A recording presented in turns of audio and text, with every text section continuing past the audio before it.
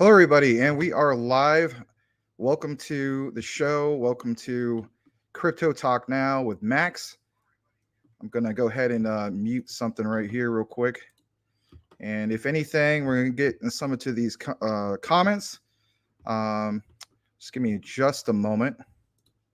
Gonna just double check a couple settings real quick, and then we'll get started here. So let's see how we're doing on the comments. All right.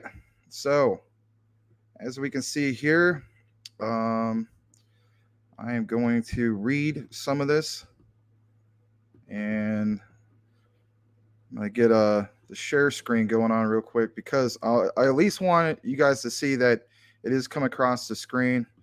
I know right now you guys see me right now, but nonetheless, I do want you to see that your comments are coming across on YouTube at least. So let's get that going on real quick. And let me see.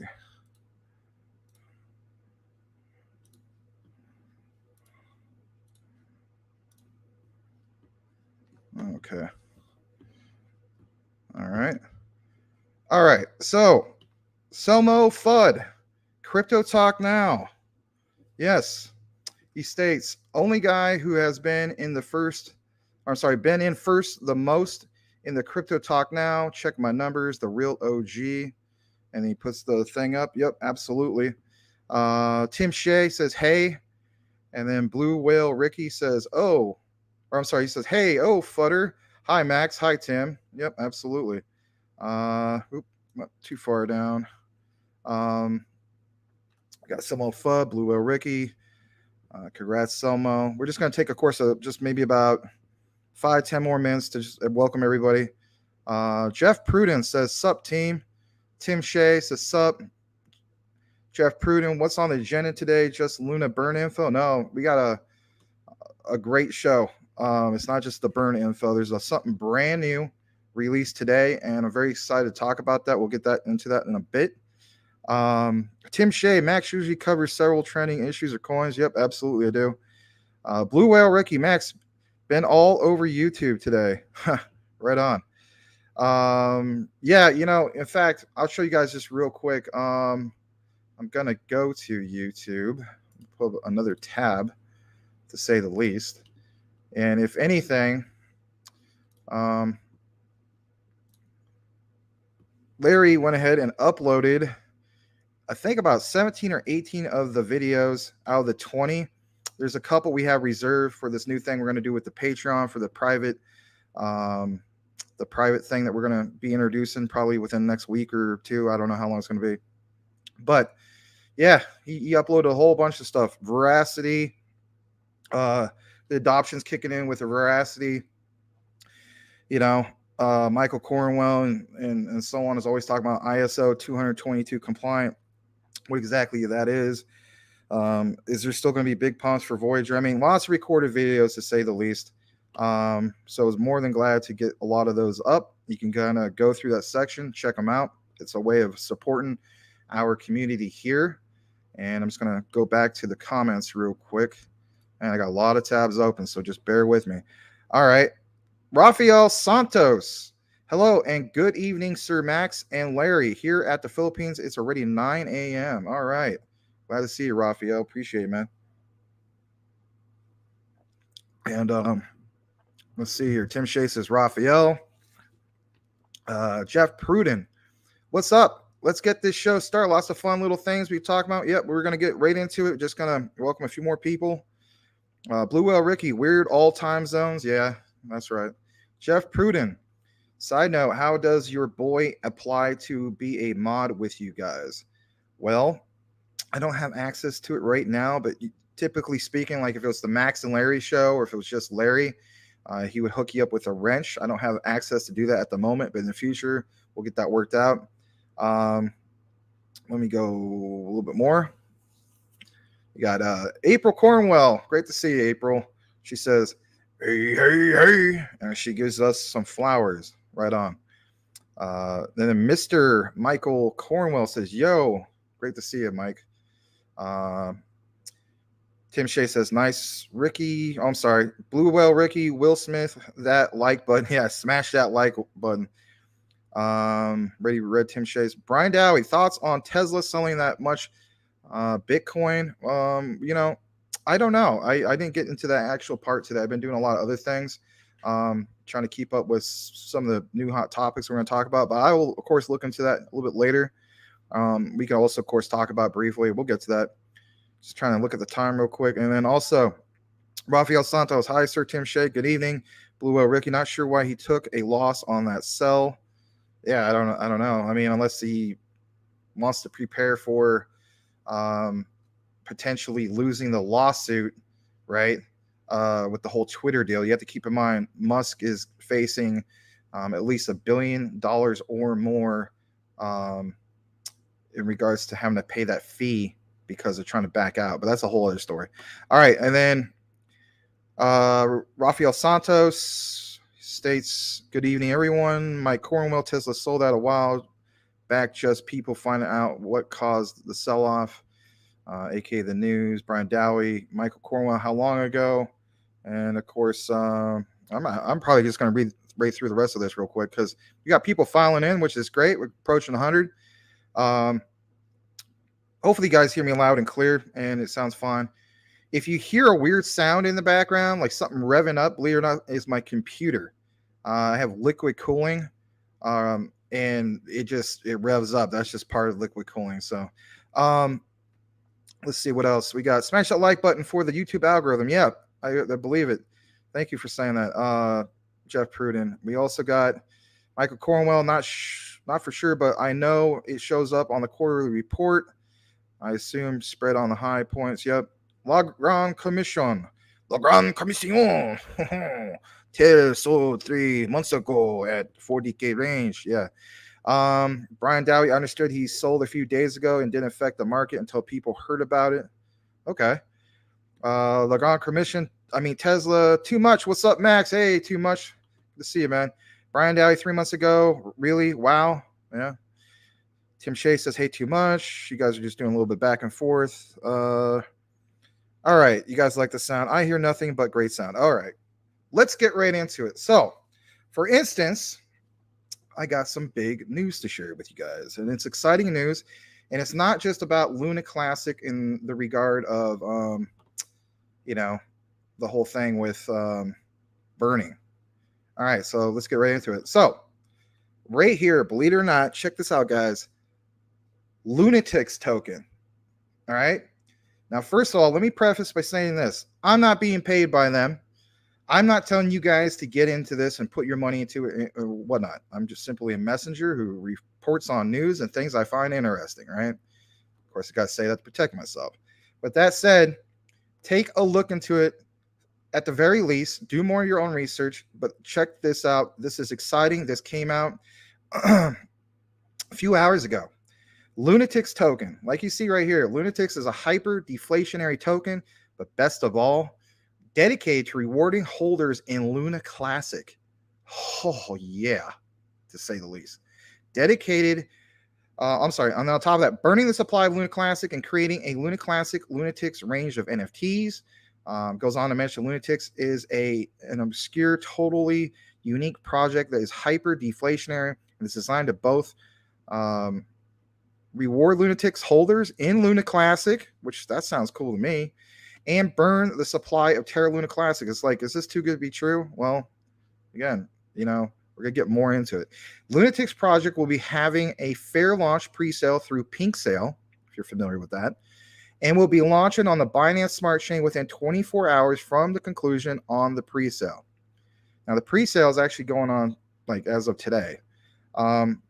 Says they are a community of lunatics dedicated themselves to the project to burning the supply of Luna Classic. Says their main focus is reducing the supply of Luna Classic. All of our utilities will assist with those burns. I mean, to me, this is really impressive. Our contract automatically burns Luna Classic, plus more to come in the future. And then just a little bit more on it. It says from the beginning, they wanted to bring a project together to not only burn Luna Classic, but to also reward our holders with Luna Classic. What you decide to do with your rewards is up to each individual. You can keep it, you can sell it, or there's also, of course, their personal favorite, send it to the burn wallet to help further burn even more Luna Classic. How cool is that? On top of that, the contract will buy Luna Classic tokens and send it to the design burn wallet on every buy sell. These Luna Classic tokens will be in a multi-sig wallet for added security. We will send the Luna Classic tokens to the Terra Luna Classic dead wallet and burn those tokens live on Twitter and YouTube. And of course, for investor security, there's more information in regards to all this. Just to give you guys a little bit more gist of what's going on. We're going to get to that in just a moment. Some of you guys may be already familiar with what's going on with this, and that's fine. There's some of you guys that this is, maybe breaking news to you or new to you. We're going to kick it back to the comments just briefly, and then from there, I'm going to take you to the next segment, which is going to show you some more of the nitty-gritty about the supply and some numbers, basically. So let's go back into the comments. All right. Let's see where I last left off. All right. Okay. So Michael Montclair. Hello, Michael. Good to see you back. You've been really supportive of our community and so on. You are a member of the community, and we thank you. He says, what about Zuna? I saw one of your vids a year ago. That would be referring to Larry. If anything, I'll definitely make sure Larry maybe addresses that. Maybe he could address it tomorrow or something like that. So if anything, I'll take note of that about Zuna. That's easy to remember. Brian Dowie, not sure about the Lunatics token after what they're doing to HCCC. Just my opinion. Yeah, there's going to be people who are going to be for this. Some people who are not. All right. So getting back into since we're done reading the comments, here it is right here. Pre-sale ends in about 13 hours and 45 minutes. Typically speaking, I don't really promote pre-sales and so on. I think you got to be really wary of pre-sales, especially nowadays when it comes to the overall crypto market, bear times and so on. But what I was going to state is on my own personal channel, I did a video on, for instance, like Luna 1 and so on. I still believe, of course, in Luna 1, but rarely do I do the whole thing with pre-sales. I know Larry is a little bit more familiar with pre-sales than I am, but nonetheless, I saw this pop up today, and I thought, if anything, we're all talking consistently about burns and so on, and I wanted to recognize this, to say the least. So as you can see here, this is on the Pink Sale site, which is pinksale.finance. If you're familiar with it, you kind of have an idea of how it goes. But check it out, Lunatics fair launch. Like I mentioned before on the previous page, well, their actual website, it has more of the info, but check this out. It mentions dedicated team and influencers, including core team members Duncan Gray. Team is doxed, which is great. You expect that nowadays. On the Lunatics website, the Lunatics dev is Krakovia, which is from Trial Labs dev. They're here for the long term, they state. Well, I would hope so. On top of that, dedicated to make a difference when transparency and safety at the forefront. Now check this out: 2% Luna Classic rewards, 2% Luna Classic burns. On top of that, Lunatics 1% auto burn, 2,000 Lunatics NFTs. Wow, I didn't realize they're going to do that many. There's KYC, teams docs. Liquidity pool lock for 1 year. I mean, great things you want to hear. Audit, Duncan Gray, and so on. So moving down a little bit more further, more of the nitty gritty behind all this, right? So if you guys are wondering about what's going on with it, what's the actual name? Well, it's just called Lunatics. The ticker symbol is Luna T. They do have a logo. It looks very similar to the older one. I believe it's it's red and black, if I'm not mistaken. But anyway, just remember that the ticker symbol is going to be Luna T. So as you know, Luna Classic is Luna or Loon C. This one's going to be Luna T. There's going to be a total of 9 decimals in regards to this. So significantly higher compared to Luna Classics is sitting at 0.3. 3 zeros in a number. This one's going to be at 9, so that's significant to point that out.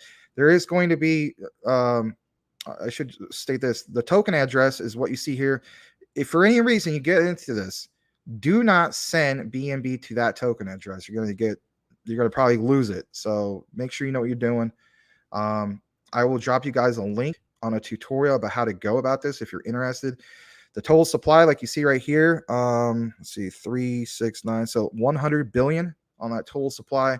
Tokens for pre-sale is 35 billion of that 100 total supply to 100 billion.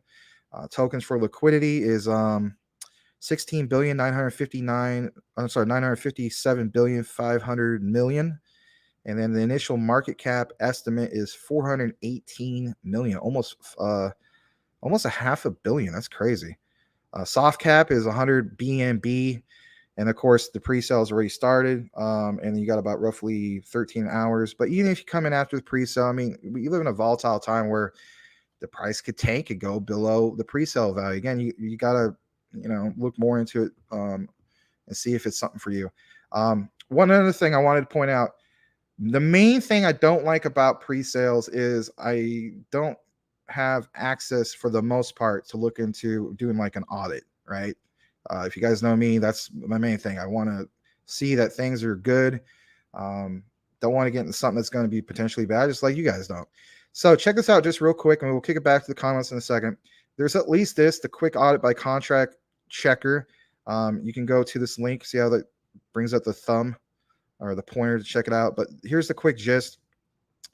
There's no mint function detected. The owner can change the fees up to 25% at max. I don't know. I'm kind of iffy on that. That's one thing I'm just, you guys know me when it comes to that. So it goes on a little bit more in regards to that. But yeah, I thought it was worth pointing out to say the least. I think there was one other thing I wanted to point out. Hold on a second. Yeah. Owner can change max transaction amount with limit. That's good and bad, right? Owner cannot disable trading. That is great, right? We don't want to be a honeypot. So if you're wondering if it's a potential honeypot, no, it's not. You can look more into it if you want. You're that type of person, you're more than welcome. But those are the main things I wanted to point out. I'm going to kick it back to the comments, and we'll get more into some of these other things that we're going to discuss tonight. So let's get back to it. All right. So let's see here. Just going to go up a little bit more. All right. So Michael Montclair says, thanks. No problem, my friend. Hump, not dump. What's up, guys? Yes. What's up with you, man? How's it going? Blue Whale Ricky, haven't heard about this. My financial advisor has been working a lot. Doesn't have much time lately. Michael Cornwell, lol. Yeah. William, yeah. Oh, yeah. Lunatics token is going to blast off. Tons of interest. Right on. I'm glad that you recognize it and so on. Consider, changing your avatar, the circle left of your name to something that, might speak to who you are and what you're about and so on. But yeah, we have a welcoming community. I apologize if I haven't seen you before, but William is a common name. Tim Shea, does this help burn classic? Yes. Yeah, absolutely. Like you said right here. We'll go right back to it. So what's it say? Lunatics token, aka Luna T. Hyper deflationary, dedicated to rewarding holders in Luna Classic, burning the supply of Luna Classic and creating classic Lunatics range of NFTs. Like, you want to see this. I'll just put it like that. I mean, we have a lot of great things going on in Luna Classic right now. Things are on the near horizon, right? But nonetheless, it's like, to see this on top of it is awesome. The whole, I covered it on one of the recent videos. You saw it reported from Michael Cornwell, and I think even Blue Whale Ricky also sent me a thing about it, about the 1.2%, the burn mechanism, the whole test net that they basically have that's fully functional. But guys, again, it's just that it's a test net. So from there, you got to make sure everything's, they're testing it out, the kinks and so on. And then from there, the term it would be mainnet. Once the mainnet comes out, then it's like, okay, there's no excuse. Now we can do Luna Classic burning. But yes, like it also mentions, Lunatics is an obscure, totally unique project that is hyper deflationary and is designed to both reward Lunatic holders in Luna Classic and burn the supply of Terra Luna Classic. It's burn focused. And of course, they got some things going on with the NFTs, but yeah, burn focused. So hopefully that answers your question. Gonna get back to the comments. All right. Too much. Yeah, Max. Me and pre-sales are on a hate relationship. Yeah. No, I hear you with that. That's why I rarely will get into pre-sales, because my thing is pre-sales, you can't really look at the contract that much. You know what I mean? Like get into like a really good audit. So there are rare circumstances like this, and that's why I thought, you know what, we have a big community that's all over Luna Classic. If anything, I want to present this to you. Kind of like, if Larry and I do an AMA, does that mean that we're saying we officially endorse, the project from the AMA? No, we usually state beforehand, we don't officially endorse this and so on. It's just kind of like recognizing this as a project, and then you yourself make the decision if you're going to get into that or not. I kind of look at it the same way with this. So let's see. Blue Whale Ricky, where can you buy this token, and does it have a market cap, or is it just a burn site? Yeah, there's for instance a market cap and so on. That's pointed out right here. If you want to know more of the nitty gritty behind this, I'm going to go ahead and drop this in the comments. I'm going to do it right now. So there it is. You can go to that link. On top of that, if you want a tutorial, let me see. I could give you a little bit right here. Here's a tutorial. Those are just my notes. So here's a tutorial. It's only about, I don't know, 9 minutes, if that. There it is. It's from another influencer, but nonetheless, it gets right to the point on how to do that. So it's going to be like with MetaMask. I can imagine you could also do a Trust Wallet, because, again, it's Binance Smart Chain. That just would make sense, right? All right. So getting more into the comments. Tim Shea, is it Pink Sale or Pulu? It's Pink Sale. On top of that, William, yes, it burns and rewards Luna Classic every buy and sell. Yep. Brian Dowie, I think you have to buy on Terra Station. No, not from my scene. You can actually just, follow that instructional, that little tutorial I gave you guys. It kind of gives you a quick gist of how to do it. It's not that complicated. It is a lot easier if you just do it from a desktop, like a web-based, like from your desktop browser. It's a lot easier than using it through your phone. You can do MetaMask.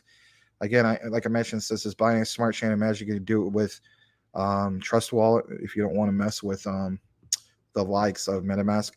All right. On top of that, let's see. Brian Dowie, I think you have to. Yeah, okay, I mentioned that. William says Pink Sale. Tim Shea, Ricky, no market cap until launch. Yeah, again, guys, you can just, that link I just sent you from the Pink Sale, you can go through all right here. It gives you all the info on all of it. So just, kind of check it out. There's even the token metrics, which is right here right now. But yeah, check it out. And then let me get back to the comments. Tim Shea, Ricky, no market cap until launch. Okay, right to that. Tim Shea, Brian, looks like Pink Sale for launch. Yep. Hold on a sec.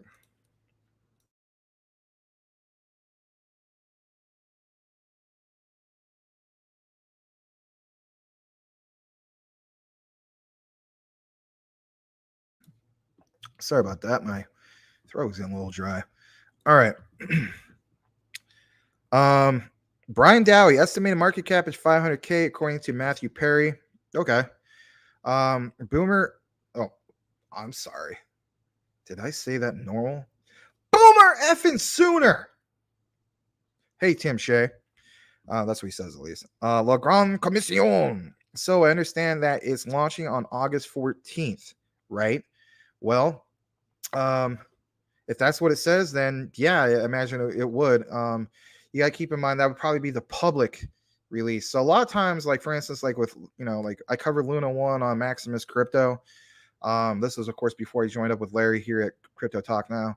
So a lot of times you're going to have these pre-sales, right? And then the pre-sale will last a certain period amount of time.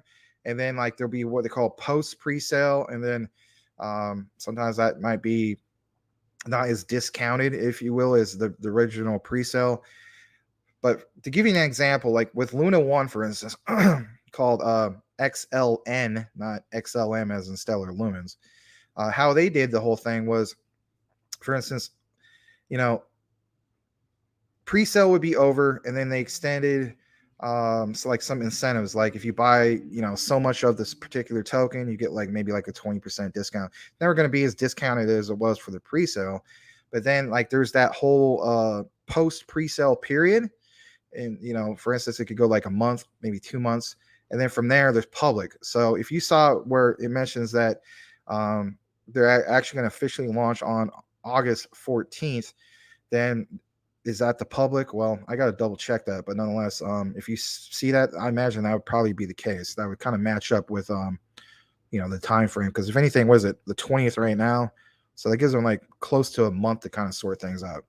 All right, Pat Murphy, where do I buy this? You can get on MetaMask and so on. Again, I'll drop the link in the chat one more time. Let me see. Here's some info on that. It's right there. And then on top of that, we're going to go to Michael Cornwell. I've been super busy working. Yeah, we all got jobs outside of what we're doing here. That's totally understandable. All right, Pat Murphy, when's the launch? Well, the official launch, I believe, like was mentioned, was August 14th, roughly. But the pre-sale is still going on for at least another 13 and a half hours. So if you're interested in the pre-sale, let's see. And again, I'm not being paid by these people or anything like that. All right, so that's me giving you guys the comment. Jeff Pruden, I could appreciate a Luna Classic incentivized company trying to help out the Luna Classic community, but a pre-sale, no audit is just scary and a financial risk that should be weighed on. Yeah, absolutely. Like, again, I'm just showing you guys this. That's kind of like how I feel about a lot of it. However, I'll state this much. If this didn't have this right here, let me point this out again, because I understand some people come a little bit late and it's fine. They all have their own lives. You can verify this yourself. Excuse me. Contract checker, you literally can go there. All right. And I would suggest you do. So when you go to that link, go to contract checker, but they're just showing some highlights, right? So if anything, you could see some of this audit. The only thing that I didn't like was how the fees could go up to like 25% max. Okay. Like I'm not particularly thrilled by that, but I still see an opportunity here. But again, like when we go further down, owner cannot disable training. That right there tells you it's not going to be a honeypot. And again, you want to verify these things. Again, part of your own research, verify. Don't just go by, based on some text on a pink sale site. Like verify it for yourself. But yeah, just some of these other things and so on. So, you can verify yourself by all means. If you're into coding, there's more of the code as far as that goes. But at least they have that contract checker. It's not as like super simple as like the likes of a token sniffer, but if anything, you definitely like seeing those type of things. Last but not least, like we mentioned earlier, the thing with the liquidity. Last I checked, it was for 1 year. Those are great things to hear. You want to see that. So most pre-sales you don't even get that. Like you get jack squat, right? You're just going by like I don't know, like if it was some other great influencer or something like that, and like the team, like for instance, what was it, the Run guys, right, with Luna 1. Me personally, like I've had good experiences with them, so for me it was like, all right, well, they got their thing going on, and then some other influencers are covering it. It seems okay. And then you did see like the actual dev team, they did some AMAs, they're showing their faces. You know what I mean? It's like at the end of the day, you got to come to your own conclusion. All of it is technically a risk, but there's low, medium, and high risk. So, but yeah, by all means, check it out a little bit more on the contract checker. All right, getting back more into the comments. Jeff Pruden, holy smokes, you guys made me a mod. Oh, sweet, right on. All right, so let's see here. Too much super chat. It actually comes across on the screen. That's cool. I guess that's weird. Well, you know what? We're cool with that. Too much says, love the show. Max and Larry, continue the great work. Thanks, Too much. Really, really appreciate that. That means a lot to hear that from you. You've been a regular here for a while. Thanks again for this $5 super chat. We more than appreciate it. Give me just a second to kind of clear myself.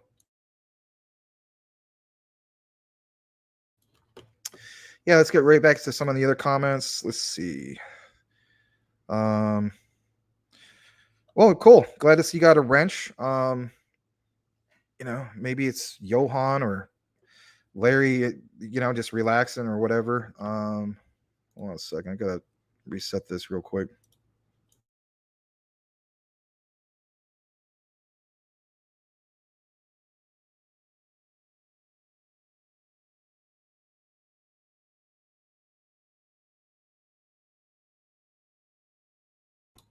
Okay, sorry about that. Sometimes I have a problem with this chair for some reason. All right. And let's see. We got Tim Shea. I have better luck with Pulo. Okay, well, you can see if they happen to have it over there too, but I was just kind of going based on what I saw quickly. You gotta keep in mind, I got this information probably like, I don't know, maybe 45 minutes before the show. So I mean, it was really like something I just literally found out about, and I thought, we're always talking about Luna Classic, might as well bring it to our community. All right, so Tim Shea says, congrats, Jeff. Brian Dowie, my bad when I said Terra Station. That's all right.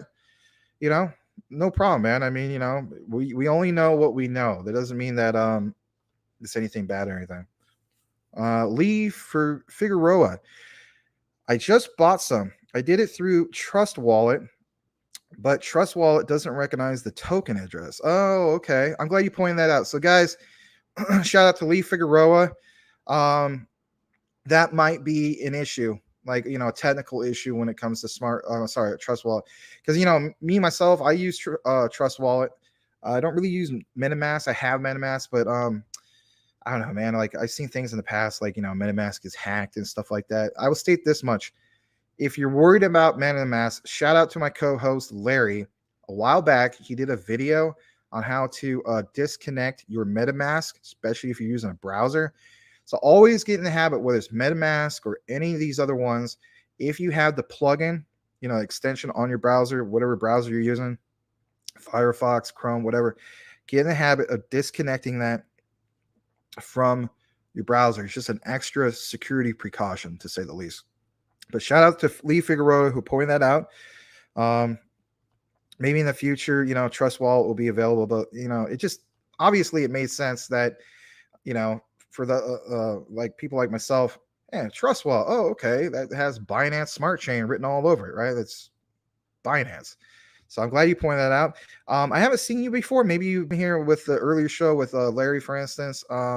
Consider changing your avatar, the little circle thing that left your name, to something that is more of like, speaks to who you're about. Maybe it's a hobby, maybe you want a family picture, whatever. You don't have to, but it also kind of helps us because we recognize the picture and then we can remember you in the future. It's just as the show is growing and reaching more audiences and so on, you can imagine if we never have this policy, it would just be a bunch of text, and it just kind of makes it more personal. And if anything, you would appreciate that, and of course our community appreciates that. So thank you.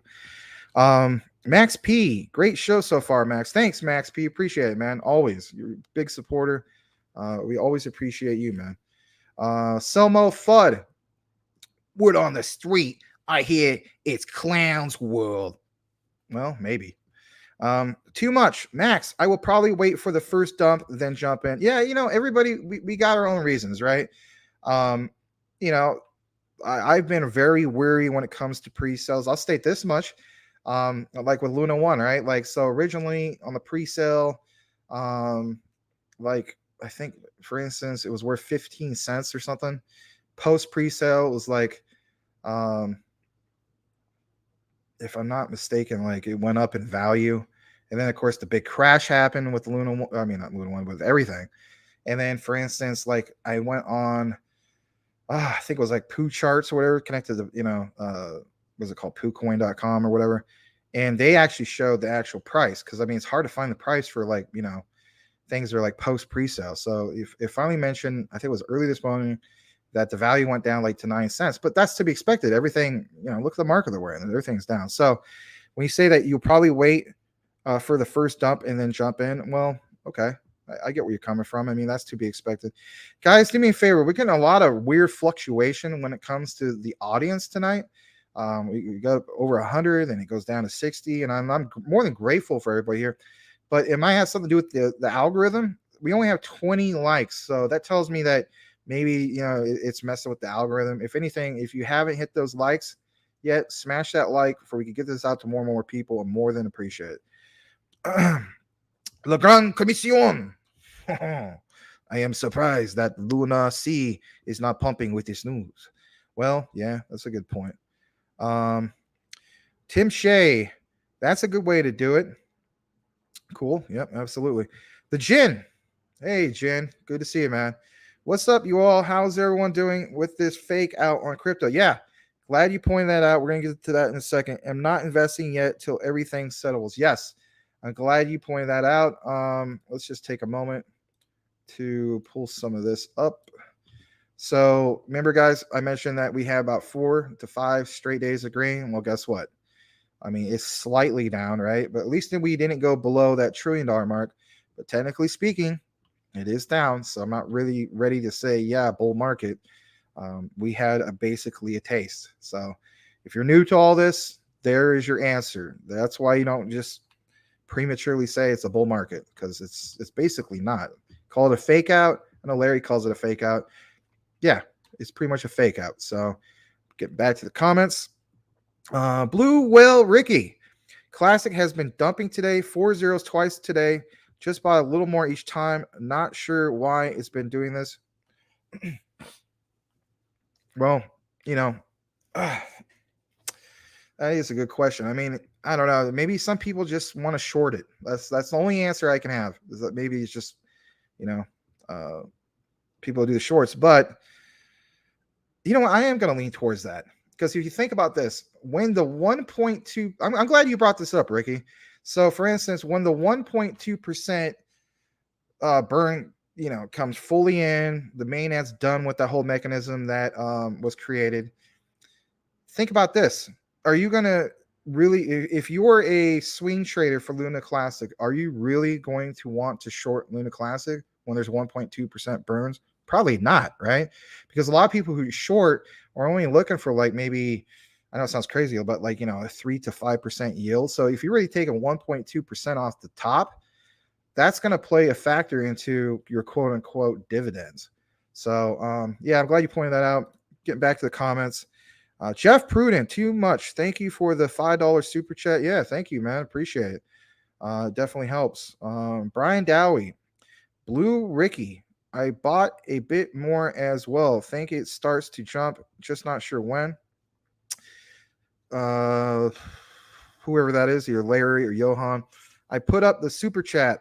Lol. Yeah. Thank you for that. Tim Shea, thanks, Max. It is fresh info. Appreciate it. Yeah, if I get something hot like that, I got to share. I mean, why not? Take advantage of it. I mean, somebody's going to cover it. Might as well be us, right? Jeff Prudent, please smash that like button for the YouTube algorithm. Yes, thank you. Absolutely. You only have 25. I don't know what's going on tonight. I really don't. We should have like probably double that normally. So, we're being suppressed, as Larry would say. I don't know.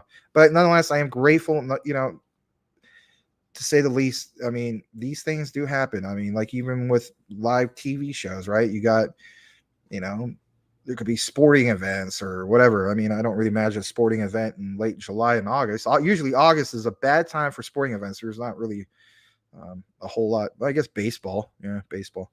All right. We're kind of kicking up a little bit, which is cool. All right. So, Tim Shea, on MetaMask, you just import the token address. You have to do that with most newer tokens. Yeah, absolutely. I would copy and paste all of this, but it's going to overpopulate the character limit of 200. So that's why I just dropped you guys that link earlier that shows you a tutorial. Let's see. Crypto Talk Now. Trust Wallet add token instructions. One upper right corner of Trust Wallet. Click on two circles. Scroll all the way down. Two, click on add custom token. And three, paste in the contract address. That is definitely Larry. Thank you, my friend. Thank you, Larry. Shout out to Larry for that, guys. If you missed it, it's in the comments. It's right below Tim Shea's comment and above Brian Dowie. Brian Dowie, I tried changing my profile pic when I was high for half an hour. Couldn't do it. Not trying again. Sorry. It's all right. I'm not saying you have to do it. And not only that, I mean, how many people are going to come in here named Brian Dowie anyway? You know? So that works out. Michael Cornwell, Larry's creeping in the shadows, handling business. LOL, yeah. All right. Boomer effing Sooner. The boomer that's into the Sooners. He says, like button hit. Thanks, Boomer. Brian Dow, definitely not a bull market. Yeah, to say the least, right? Lee Figueroa, I'm thinking it worked on Trust Wallet because they took my BNB and it shows the transaction. Oh, okay, cool. Right on. See, we appreciate this. Is what I'm talking about, guys. The transparency of the community. All right. So thanks again, Lee Figueroa. I'm going to give you a raise the roof, Lee Figueroa. Thank you, man. Crypto Talk Now. If you're enjoying the show, please hit that like button. Yes, by all means, do that. We're approaching 100 people watching. We appreciate each and every one of you. Too much, no worries. I love the show. Michael Cornwell, go share to live on your Twitter, Facebook. I already got 40 in. LOL. Thank you. Appreciate that. Boomer F it Sooner. You're welcome, sir. All right, let's kick it back to some of the other hot topics. So we recently talked about the whole thing with Lunatics, aka the Lunatics token. Now we're going to kick it into some of the other news. So, for all those who are just connecting, welcome to Crypto Talk Now. Max reporting with the newest headlines. Coinbase jumps 14% after saying it has no exposure to bankrupt crypto firms, posted 4 hours ago. Now, that's not my regular voice, but anyway, yeah.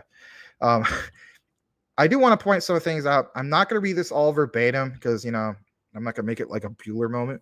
It's worth pointing out 3 key points. Coinbase said in the blog post they had, quote, no financial exposure to collapsed crypto firms Celsius, 3 Arrows Capital, and Voyager Digital. All right. Okay, that's fine. And for me as a Coinbase holder, with the wallet, you want to see them make some kind of statement, especially if there's any doom and gloom going on, because let's face it, there's been a lot of doom and gloom going on when it comes to the whole thing of, is Coinbase going away? Well, check out the next statement. The firm did, however, make a, quote, non-material investment in Terraform Labs. Wow. Coinbase and Terraform Labs. That's something else. The Singapore-based company behind failed stablecoin project Terra. Now, I already can feel the vibes of Michael Cornwell yelling and screaming out at the darn television, because I know he's watching it on the television, saying, yeah, Coinbase, well, what about that wrapped Luna? Yes, I feel you, my friend. I understand where you're coming from when it comes to that. Yes. Number 3 bullet point. Shares of Coinbase climbed 14% on Wednesday. Right. If you alleviate fear, there will be a market reaction. This happens in anything. Okay, a few more things I want to point out. This is key. Coinbase said it had no counterparty exposure to several collapsed crypto firms seeking to allay fears about the impact of a liquidity crisis in the industry of its business. Coinbase, quote, had no financing exposure to Celsius, 3 Arrows Capital, and Voyager Digital, the company said in a blog post Wednesday. Each firm, as we know, filed for bankruptcy protection after a plunge in digital token prices set off a cascade of liquidations in highly leveraged positions, to say the least. Shares of the company closed up more than 14% on Wednesday. But get this. Quote, many of these firms were over-leveraged with short-term liabilities mismatched against longer duration illiquid assets, the company said. Then, quote, we have not engaged in these types of risky lending practices and instead have focused on building our financing business with prudence and deliberate focus on the client, and added. You want to see him make statements like this. A long time ago, Larry pointed this out. Like, if you're a CEO of a company, you need to like speak on behalf of like what the shareholder. You need to instill confidence.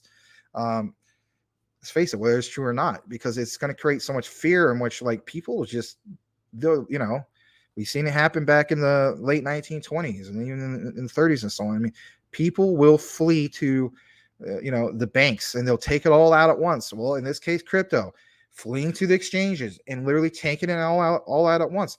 You literally see people taking it out, putting it on like a hardware wallet, so on and so forth. A little bit more I want to point out. While Coinbase denied any credit exposure to Celsius, 3AC, and Voyager, it said it did make non-material investments in Terraform Labs, which is quite crazy to hear him state that, but I guess it kind of makes sense. And then another thing I want to point out, hold on a second, I think I'm going to get right to this. Where is it?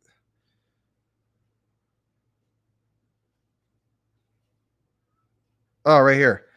The crypto market has been in a state of disarray ever since the demise of Terra, the so-called algorithmic stablecoin that tried to maintain its $1 value using code. This led to liquidity issues of Celsius, 3AC, as we know, two companies that made risky crypto gambles using borrowed funds. But if anything, guys, my main takeaway from this was they basically came out and said that they're denying this right here. If anything, if you got the gist of this, they didn't want to make it look like there was any doubt about what they're doing. So they come out publicly with some of these statements referring, of course, what happened with Celsius, 3AC, and whatnot. The key takeaway, non-material investments. Yeah, they did investing with Terraform Labs, apparently. But again, I think they still need to recognize or address the whole thing with Wrap Luna, or I should say Wrapped Luna Classic, right? Yeah. And they haven't done that. Is this like a scapegoat to kind of not address that? I don't know if they'll ever address that personally, but if anything, it was nice to see them say something about this, because if anything, it's going to alleviate some of the doubt and the fear, to say the least. All right, so I just want to go ahead and point that out. I feel as though that was worthy of a news headline, because a lot of people have been wondering about Coinbase. Let's face it. Is it going to stay around? Do I need to get my assets off of Coinbase? And I'm not just talking about like straight from like Coinbase.com, right? I'm also talking about like, do you have a Coinbase wallet? Do you need to move it from your Coinbase wallet to somewhere else? All right. So with that said, let's go ahead and kick it back into the comments. Let's see. Boy, a lot more came in. And thank you, everybody that just recently connected. We have about 105 people. We really appreciate that. Let's see. All right. So, Brian Dowie, definitely not bull market. Yep. Okay, we reached some of this. Crypto Talk now. Larry, if you're enjoying the show, please hit the like button. Yep. Appreciate it. Too Much says, no worries. I love the show. Michael Cornwell, go share to your live. Okay, I'm sorry. I already said some of this. Okay, I know where we're at. Logon Commission. Historically, August and September are the two worst months for crypto. Okay, I like you pointing that out. Thank you for that. Tim Shea. Larry is making everyone mods. LOL. Yeah, that's fine. Boomer effing sooner. Because the Soomer's going to be the effing boomer to bring you Crypto Talk now. Love for the community. He says Satoshi is tweeting about Vietnam. Is he really? Huh. I'll have to take a look into that a little bit later. Crypto Talk now. I'm sharing the mod love tonight. LOL. Yeah. Brian Dowie says, sup, Larry. Too much at Larry. LOL.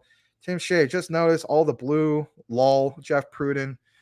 Yes. Happy cool face with the fight the powers that be. Or we'll give you a love. Maybe that's a dap. I don't know. 100% right. Cheers. Boomer effing sooner.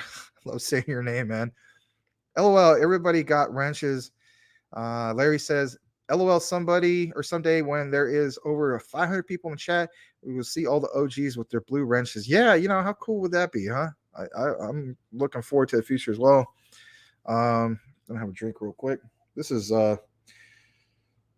raspberry lemonade. Pink raspberry lemonade. It's pretty good. Boomer effing sooner. Woohoo. I'll be the honest. Or so on. Woohoo. I'll be honest. I probably block all the Texas fans. Yeah. Oh well. Tim Shea, please hit that like and subscribe. Larry, like, subscribe, and share, or go. Yeah. Like and subscribe and share. Or go back to Jersey, you bum. No, not really. If you're from Jersey, it's just a joke. Tim Shea, OU rules, Boomer. Oh yeah, I see what you're saying. Yeah. Too much. Larry, LOL. Blue Ricky. Sleepy Joe did again. Said he has cancer on live TV. He had a mild case of skin cancer a long time ago. We need Trump back. Yeah, I don't know what's going on with Biden in that regard. I know the other day he did the whole thing with the handshake and nobody was there. And he's been doing it a few times. So, Boomer F and Sooner. Yes, Sir Tim. Boomer F and Sooner. FJB. Don't know what that is. All right. Too much. Tim is taking his mod job serious. LOL. Tim Shea. The Cartman, you know that. You want to pay my key? I haven't done that in a while. Great show, Max. Any thoughts on XRP? But we not talking about tonight. No, we could talk about some XRP. So I'm glad you brought that up. We're gonna get to that in just a second. I'm just trying to get caught up with the comments.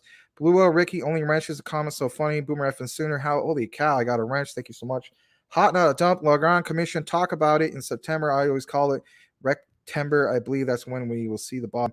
Brian Dowie disagrees. September when we get big pumps. Yeah, possibly. If based on last year, yeah, you would be absolutely right. September to November, huge pumps. My favorite one was October. Jeff Pruden, did Larry sell the truck yet for some ETH? And then Mike Cornwell, FJB, Jeff Pruden, FJB. Oh yeah, okay. Well, maybe we just put the brand in the thing to make it more family friendly. All right, guys, I'm gonna kick it back. Yeah, let's just take a moment to talk about XRP. So Gensler, right? I did see this earlier, and I did want to point it out. I was thinking about maybe doing a video, but I don't know. So everybody's favorite guy. Yeah, right. So it says, get away from me, pop up. All right. Congressman wants SEC to punish crypto exchanges for trading XRP. Okay. Remember what I pointed out yesterday? You're going to see ones popping up left and right?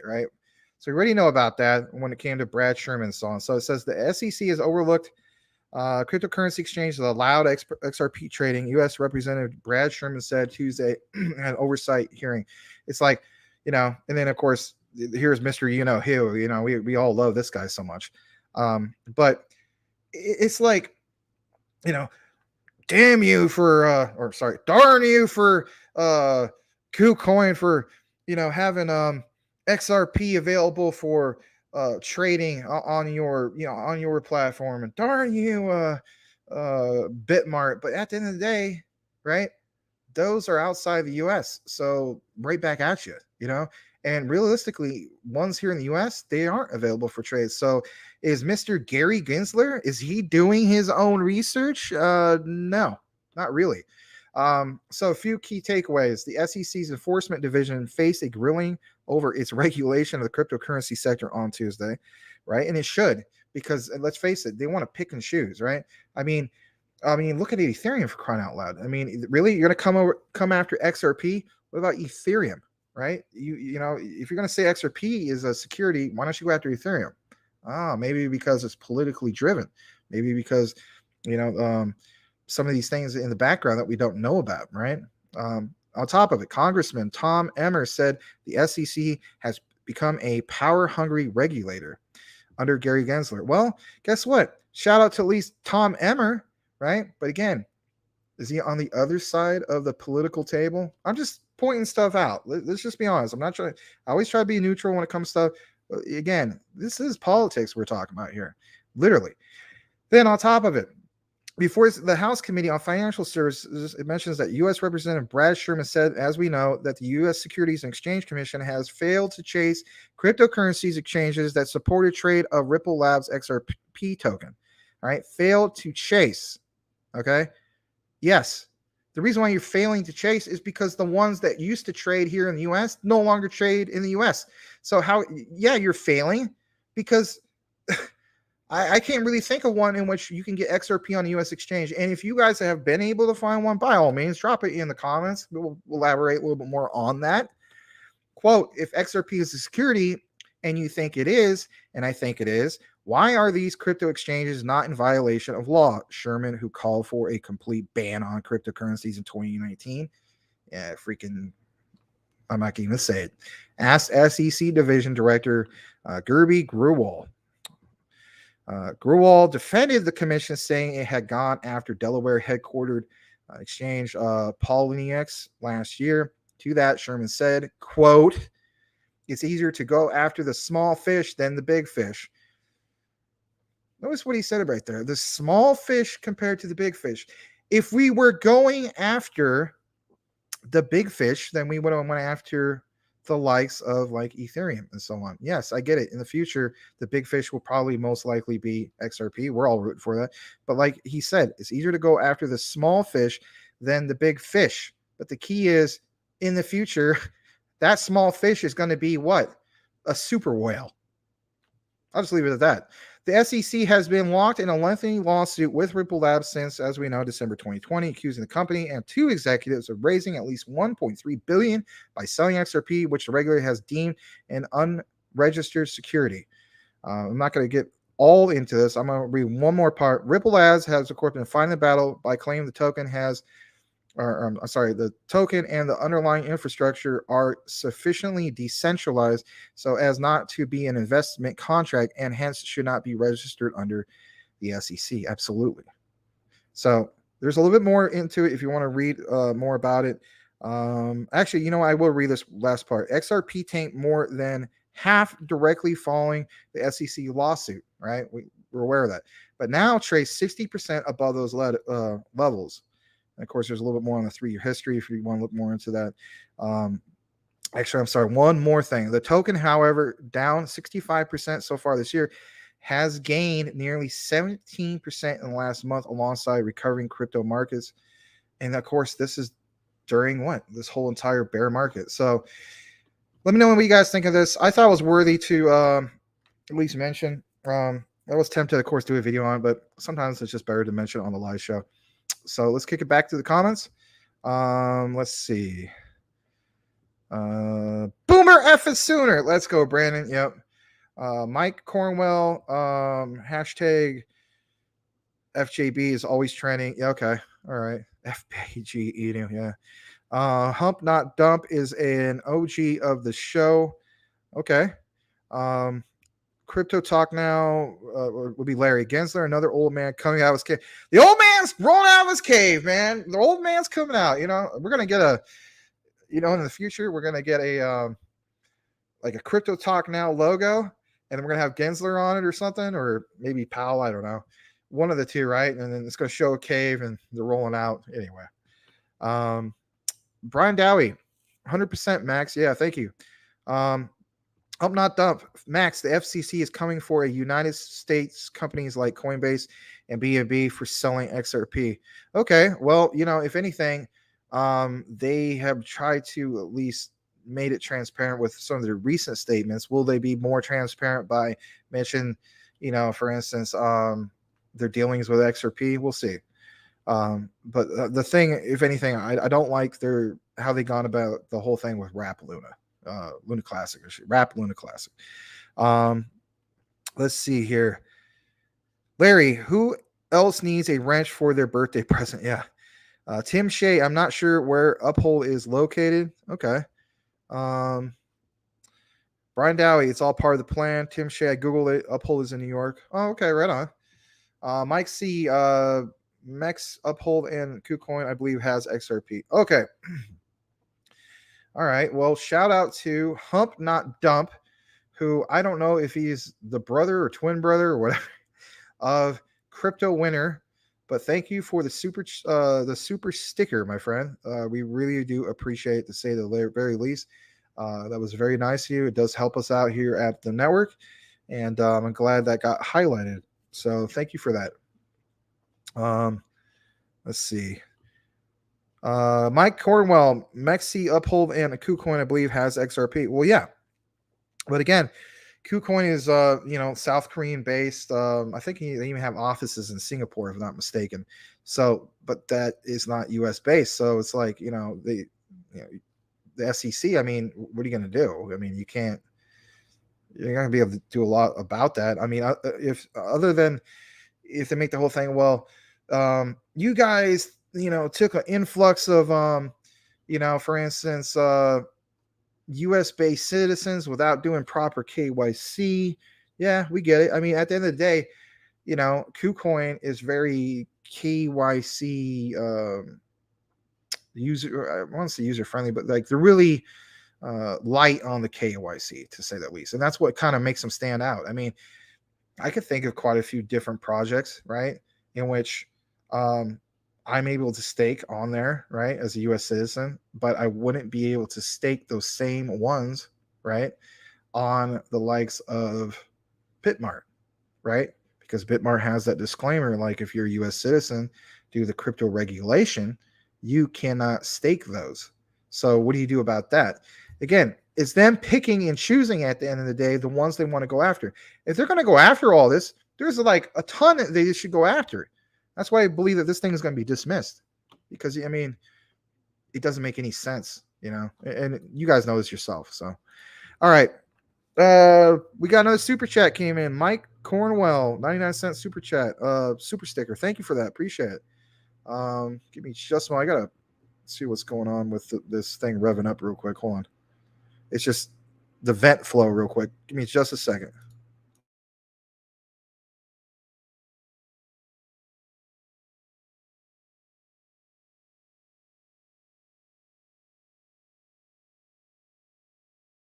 All right, sorry about that. Yeah, I was just making sure that fan wasn't blocked, but all right. I just don't want you guys to see me walking all around and just, anyway. All right, so for instance, let's kick it back into the comments. Brian Dowie. Yeah, but by the way, yes, thanks again for the super chat. Oh, we have another one came in. Yeah, it's Mike Cornwell, Big Mike 690069. Huh. Nice. Or as Borat used to say back in the day, very nice. Yes, you miss. Thank you for the 99-cent super chat. No. Yes, thank you for that. Really appreciate it. The Cornwells are always supporting us and so on. Can't thank you guys enough. Let's kick it back, of course, to the comments as well. We have, yeah, there we go. Brian Dowie, they went after XRP for a reason. Yeah, that's true. And it's probably mainly politically driven. Let's face it. I mean, the writing is literally on the wall. Jeff Prudence, smash the like button for the YouTube algorithm. Yeah, thank you for that. I don't know what's up with tonight. I mean, just because it goes up and down with the whole, maybe over 100 viewers. And then, I don't know. Like Larry said, I think we're being suppressed. Hump, not dump. Oh, sorry. Tim Shea, Michael, the other two are outside us or outside US. Yeah. Hump, not dump. But I think the most that's going to happen to BNB is pay a fine, but Coinbase, not sure. Okay, we'll get to that in a second. We got another super chat from Beamer. Super sticker, 99 cents. Thanks, Beamer. Appreciate it. I don't know if you're actually connected with Mike Cornwell, but if you're not, I apologize. So thank you nonetheless. Let's see. Oh, what happened? I lost my. I just lost my camera. Hold on a second, guys. I gotta fix that.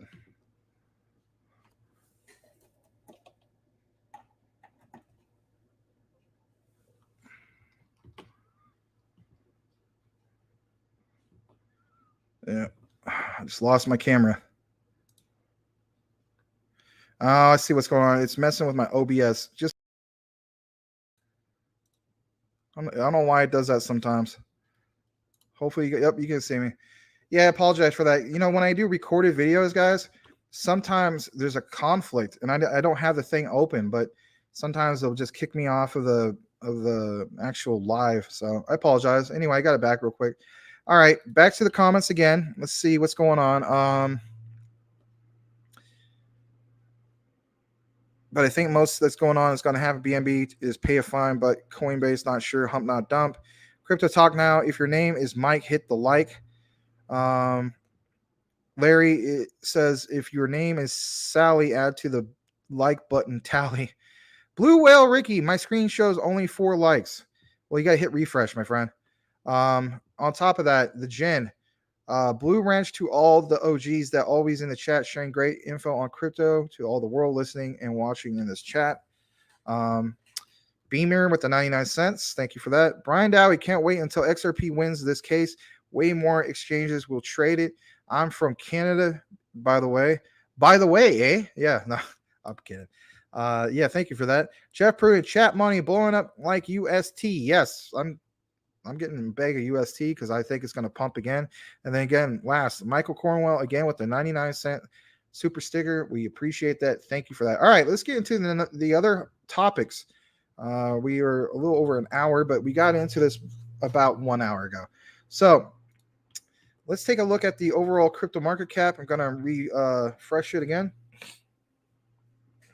And let's see, 1.04 trillion. These are the ones, of course, that are trending. I'm going to hit what's up with the 24-hour Monero. Nothing too serious when it comes to that. All right. So something I've been wanting to talk about with you guys. I did a video about this when it comes to Veracity. All right. I've been following Veracity for, like maybe a year and a half. But it's worthy pointing out because, currently speaking, it's sitting at about 0.005. So it's at like half a penny as we speak. Now, there's a few key things that have happened when it comes to Veracity. For one, it's still, of course, in the top 400, sitting at 355 as a market cap, and it is confirmed of 55 million. Now, what stands out for Veracity is this. Things like what's going on with, like, for instance, maybe our channel, right? So, when we have people watch our videos, I'm just going to give you guys a quick gist, right? We want real people to watch the videos, okay? As you can see, we're not botted. I mean, if we were botted, like, we would have, all these would have crazy amounts of views, right? But they don't. There's ones that stand out and ones that, don't. The ones that recently stand out, for instance, I'm going to point out one to you. Like this one, Luna Classic, I did 1.2K views.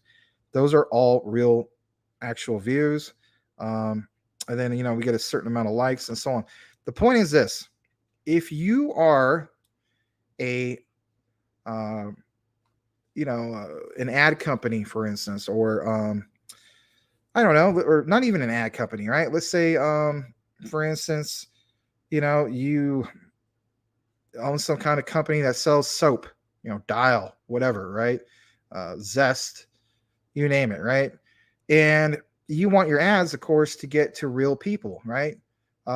Back in the days of just television before the internet, people were watching TV. Those ads were really viewed by real people.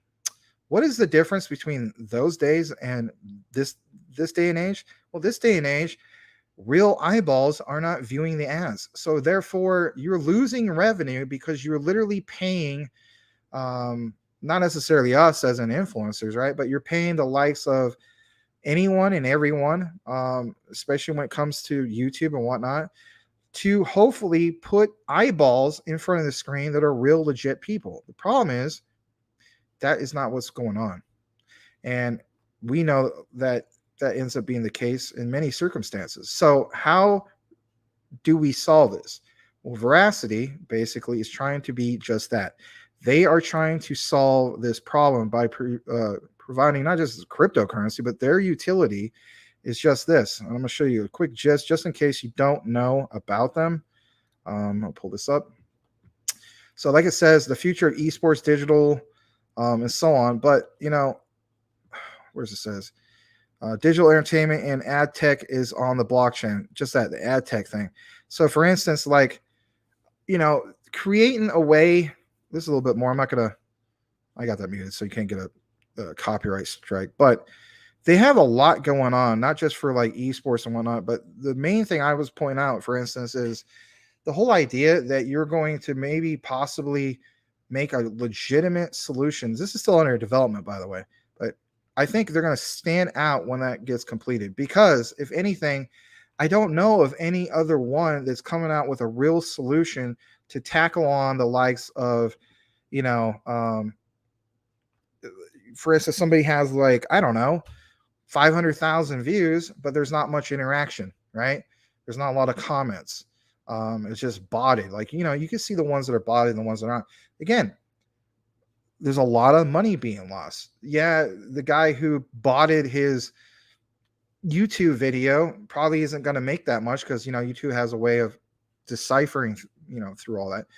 But the main point, if anything, is this: there's lots of money being lost, and it's a giant waste of money. So if Veracity can legitimately come out with a solution to this, I think that is where the utility is, and I think this is where they're going to break out. Now, if you're interested in Veracity, of course, do a little bit more of your own research. But I was going to point something out based on even how it was like a year ago. I'll just show you guys real quick. This is back in October 31st, Halloween, basically. It was sitting at roughly 8 cents. Now, there's, of course, other, maybe better opportunities and so on. But for me personally, in this market, I do try to show you guys things I believe that will do an easy 2x. And I feel as though this is one that at minimum will do a 2x. All right. So, I see this getting back up to like, 1 or 2 cents pretty soon. And how do I know that? Well, let me back that up a little bit more further.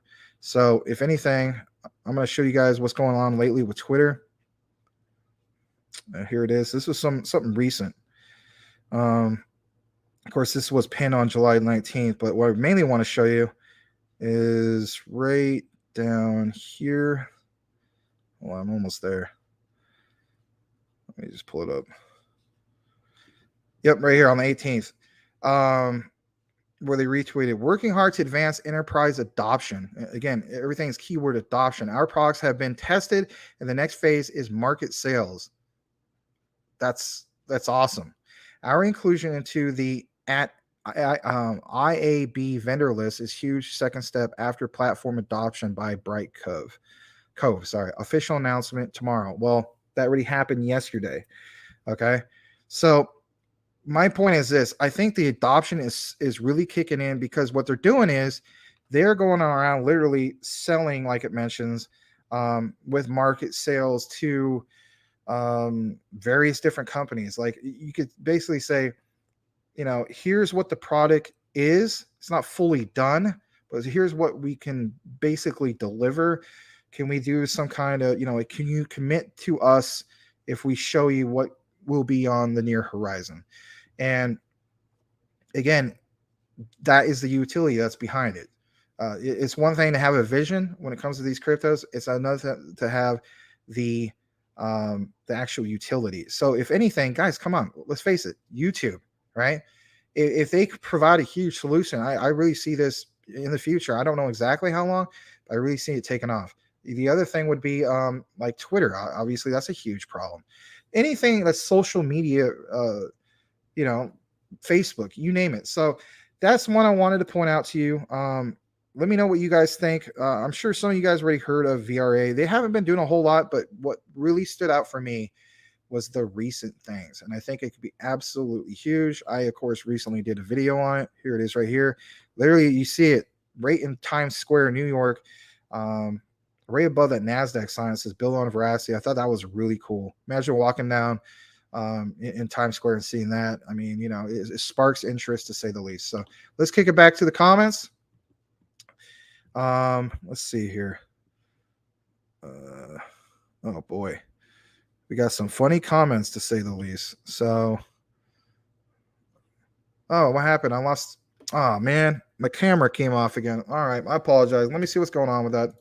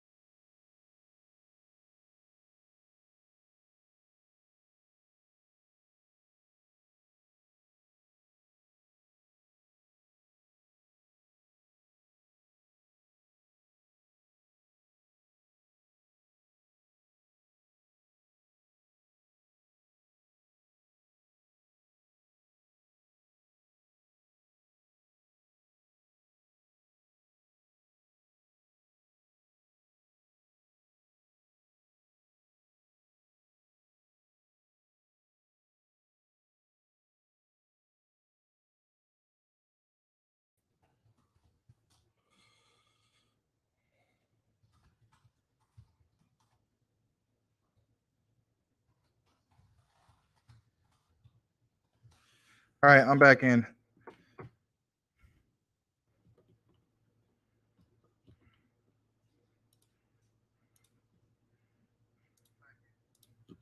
All right. Again, I apologize for that, guys. I'm just trying to double check some settings, making sure it doesn't conflict with that again. I don't know why it is. Someone with my OBS software is why it did that. So I went ahead and just completely unplugged the camera, plugged it back in. It should be a permanent fix to the end of the show, but again, I apologize.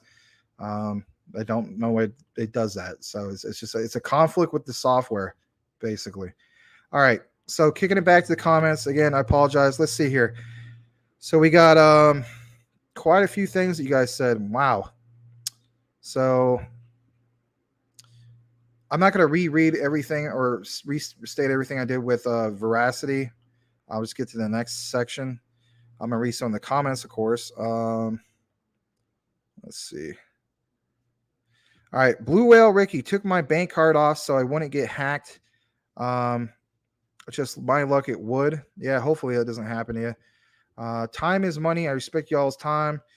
Brian Dowie states, by the way, yeah, laughing my you know what, Max. Yep. Larry, thank you for all who donated today. Yep. Thank you, guys. Thank you again.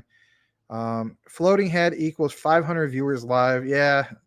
Don't worry, man. I haven't forgot. I swear. It's just it needs to be the right time.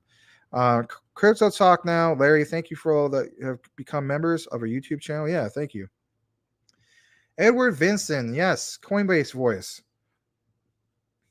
Coinbase voice, huh? What is up with the decentralized app wallet that they made me create? I don't know. Are you talking about the Coinbase wallet in general? Hump not dump. Did someone just buy a house today in Bitcoin and Elon Musk didn't dump all of his Bitcoins, and that's not what made the market dump today? I don't know. Brian Dowie, can you play ads halfway through your stream? Not sure how that works. People watch the ads. I know it adds more revenue. I don't know if we could do it that way. Jeff Pruden, big Polkadot alliance might be something to look into. Gaming industries unite. Yeah, maybe. I still think there could be. I don't know. Polkadot's kind of weird right now. It was doing great at the end of the year 2021, and now it's just kind of, I don't know, like it's kind of like a wait and see. I mean, I know they're developing some things, but they need to have things executed. It can't just be just strictly like here's what's on the horizon, because there's a lot of things on the horizon for a lot of different projects. I see we got a lot more people reconnecting, and that's awesome. I appreciate that. Yeah, they will let me move my wrap Luna around now. Okay, Mike Cornwell. Blue or Ricky, sell it, Michael Cornwell, or move quickly. Michael Cornwell, Diamond Hands here, Blue Sperm Whale. Wow. Jeff Pruden, Polkadot, Square Enix, and Engine Alliance for NFTs and games. Yeah. Let's see. Edward Vincent, camera hacks. Yeah, sorry about that. Biden wants to pass a bill where Medicare and Medicaid can trade in the open market. That would be great, or would it? No, I'm going to disagree with you on that. Don't be using that. My goodness, like I don't know if I'm for that, but anyway, that's from Hump on Dump. Edward Vincent, check this plug, Sir Max. Yeah, sorry about that. It wasn't the plug. Again, it's a conflict of the software, and I didn't have it. I always try to check the system tray thing to make sure that it's not coming up, and it wasn't in there. So, but nonetheless, next time around, I will double check. Because like things could be like in the lower right hand corner over here. You guys can't see on my screen on the system tray. And then if anything, it could be running in the background. So next time around, I'll make sure it's not running in the background like through the task manager. Blue Out Ricky, not my money, not my worries. Brian Dowie, agreed. Move the wrap Luna when you can, just my opinion. Of course, I say I apologize. Edward Vincent, President of the United States, said he got cancer from Delaware. Wow. Jeff Pruden, FF7 NFTs and more. Square Enix sold Tomb Raider to get more money to do this new upcoming project. Jeff Pruden, what happened? LOL. Yeah, sorry about that. All right. Smash the like button for the algorithm. Yeah. All right, Edward Vincent. I was hoping you would do your show me your papers voice when reading my okay. I see what you're saying. Yeah. Yeah. It's in August. I think it's like August 6th, if I'm not mistaken. Coinbase is literally gonna do the whole show me your papers, please. That type of thing. So, Blue Whale Ricky, get it fixed, Max. Unacceptable. Just joking. Yeah, I know. And I'm an IT person, so I mean, it's just I was on the other screen. Like that's why I try to like jump back and forth when I can, because like I'm like thinking like, you know, don't want something bad to happen. So, all right, we got 112 people watching now, which is awesome. I don't know why we didn't have that earlier. Um, welcome. Want to go, of course, in the state. If this is your first time joining us, you're on the live show, the Max Show, which is only once a week, and then we usually have the Max and Larry Show, which is Monday, Tuesday, Thursday, and Friday. And of course, Larry's on for the most part almost every day. I think he is on every day. He was on earlier today. So we have a daily show. So I want to go ahead and welcome you. Consider changing your avatar to something that speaks more about who you are, like a hobby and so on. We have a very welcoming community that would be more than glad to answer some of your questions in the comments, or just welcome you in general. So thank you for joining us. Let's kick it back real quick to the comments, of course. Let's see. I'm sorry, Jeff Pruder. Well, that's just him saying lol. Mike Cornwell, I am Sofa King. Why did you do that to me? Why, Mike Cornwell? I know you're laughing. You know what up. I'm referring to a sofa queen. Yeah. Shame on you. He is sofa blankety blank holding my XRP till he's rich as, yeah, dang it, Michael. All right, Crypto Talk now. A bunch of people on in the way. Please hit the like button. Blue Whale Ricky, that's like using food stamps to buy gold. Yeah, Biden is a joke, he says. Well, economically, man, I mean, anyway, we won't get into that. Then what happened? I lost it again? Don't tell me I lost it again. Gosh dang it. I did. Hold on.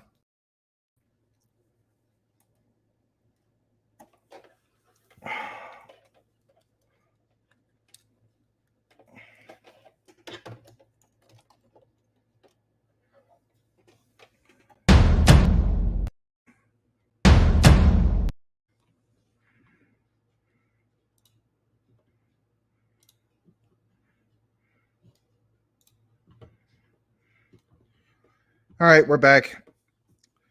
The thing with OBS came up again. If it happens again, I might have to just like end the show early, or restart my computer. I don't know. I again sincerely apologize, guys. It's incredibly frustrating to say the least. All right, back to the comments. I know we lost some people because I was on screen. Sorry about that. All right. Jeff Pruden says, word XRP Cornwell. Me too. That's from Brian Dowie. Jeff Pruden, read my notes up to top max polka dot lines with gaming. Yeah, I did earlier. Jeff Pruden, smash the like button for the algorithm. And then Brian Dowie, XRP, XLM, HBAR, QNT, Sprinkle. Oh, Luna Classic. Legrand Commission. Guys, don't forget to follow Larry and Max on Twitter to enter the contest of winning an NFT. Yep, you're absolutely right about that. It's a Wagme NFT. It's like mid-tier level, so not too shabby. Really nice of Larry to donate that. Brian Dowie missed XDC. Jeff Pruden, we need to reset you OBS settings. Don't want to reset my OBS settings. I redid that before, and it was hell to get everything repositioned. So, but anyway, Tim Shea, it's okay. You can work it out. Yeah, absolutely. So we're back. Hopefully this is completely worked out. Let's get to another topic, for instance, and I want to recognize this, and that is Step App. We talked about it, I don't know, within the last couple months, off and on. It's one, of course, that you can get on the Crypto.com app. To me, it's the one that stands out compared to GMT, because GMT, according to at least Token Sniffer, is like a honeypot. You can't sell it, and no matter how much it's worth, why would you want to mess with that? Maybe again, of course, they need to update that token sniffer, but it was very alarming to say the least. On top of it, currently up about 14%, still sitting under 10 cents. And guys, if anything, we get back to the bull market and so on. So I want to just point out real quick. Let's do the 3 month.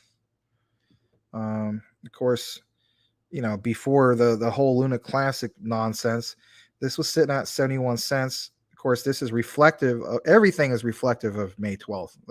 That's my birthday, by the way. It tanked all the way down to there. And then we had a little bit of a rebound, of course, that happened afterwards.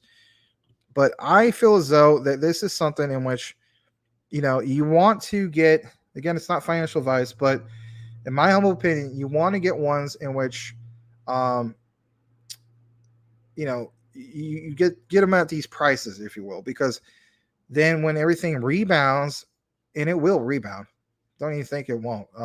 We will, it's not going to be forever, but I just feel as though this is a real good one to look into, to say the least. Too bad it doesn't show the holders, but I mean, look at this, for instance. The volume is up 51%. That's the only thing that, I feel as though it needs to be increased. And I think it's just more of like the adoption, more and more people talking about it. But they have a really good app and it is working and people are using it. And again, it's just a lot of people compare GMT with this. Yeah, GMT might actually have a better app that people use. But the thing is this, it's the utility that's behind it. It's the people who might just use the app, but they're not buying the crypto. With this, it's like we got to look at it from an investment point of view. So I think Step App, aka FitFi, is a ticker symbol, was more of a safer play. But if anything, recognize the price, because I don't think it's going to stay around below 10 cents for, I don't know, too much longer. I could be wrong on that. I mean, it wouldn't be the first time I've been wrong, but it's just something I wanted to point out in that regard, that it's very, very cheap, even though it's up about 14%, to say the least. All right, moving on a little bit long. I'm just going to double check the comments just to make sure also that I didn't get my connection rugged again on my camera. All right, we didn't, which is good. And let's see. A few more comments, obviously. Let's see. All right, Coochie Boy, we lost about 40 billion in total market cap since last night, so be careful during this relief rally. Yeah, I agree. Yeah, we're well over $1 trillion, but yeah, you still should be, very careful. He does give you good advice on that. We're gonna get to the next one. We might, I don't know, depending on the numbers. After this, we might wrap things up, maybe a little bit early. Just depends. If we have a spike, we'll keep going, but.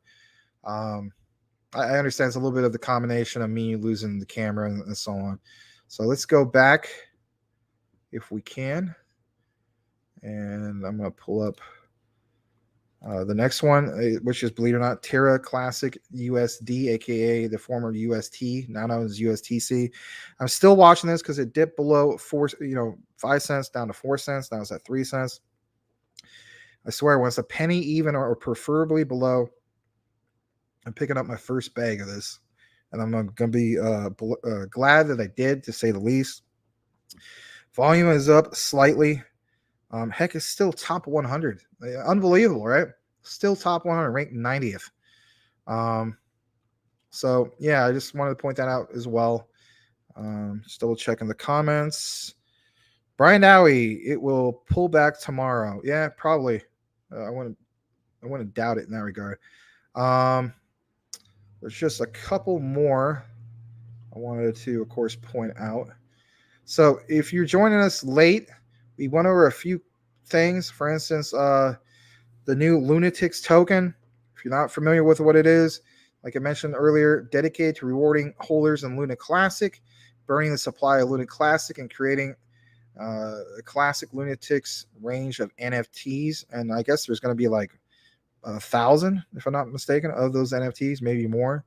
And then, like it also mentions, Lunatics is an obscure, totally unique project that is hyper deflationary and is designed to both reward Lunatics holders in Luna Classic and burn the supply of Terra Luna Classic.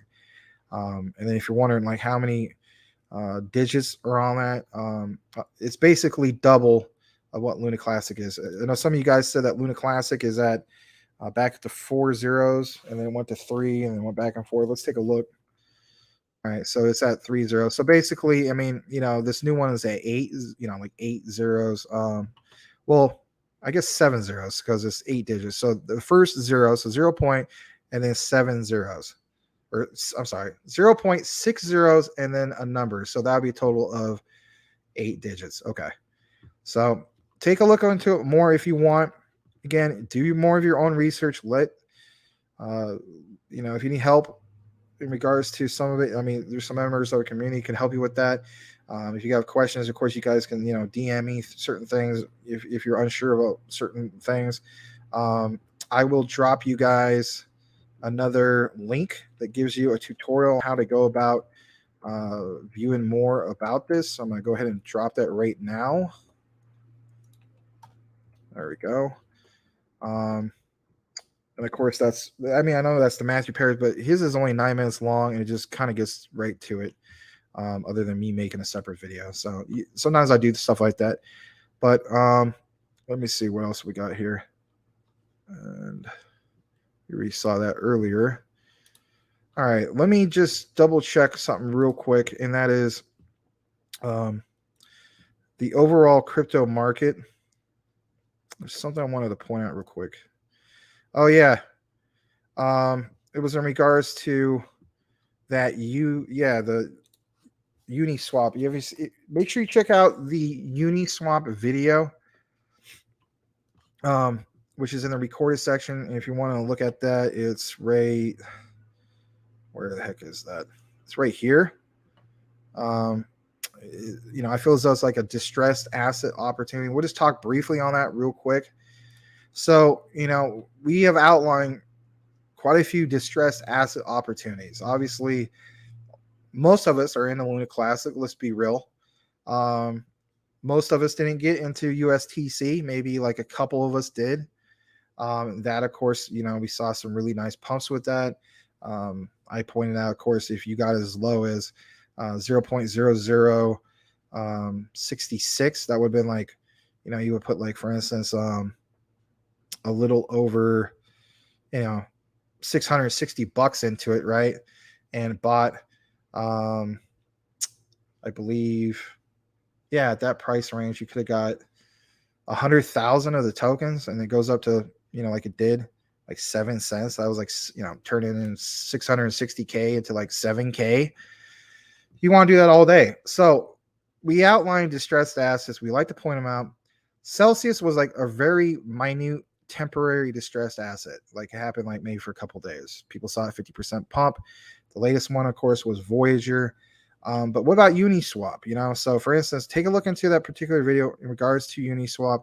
Goes a little bit more into the analysis of what's going on with that.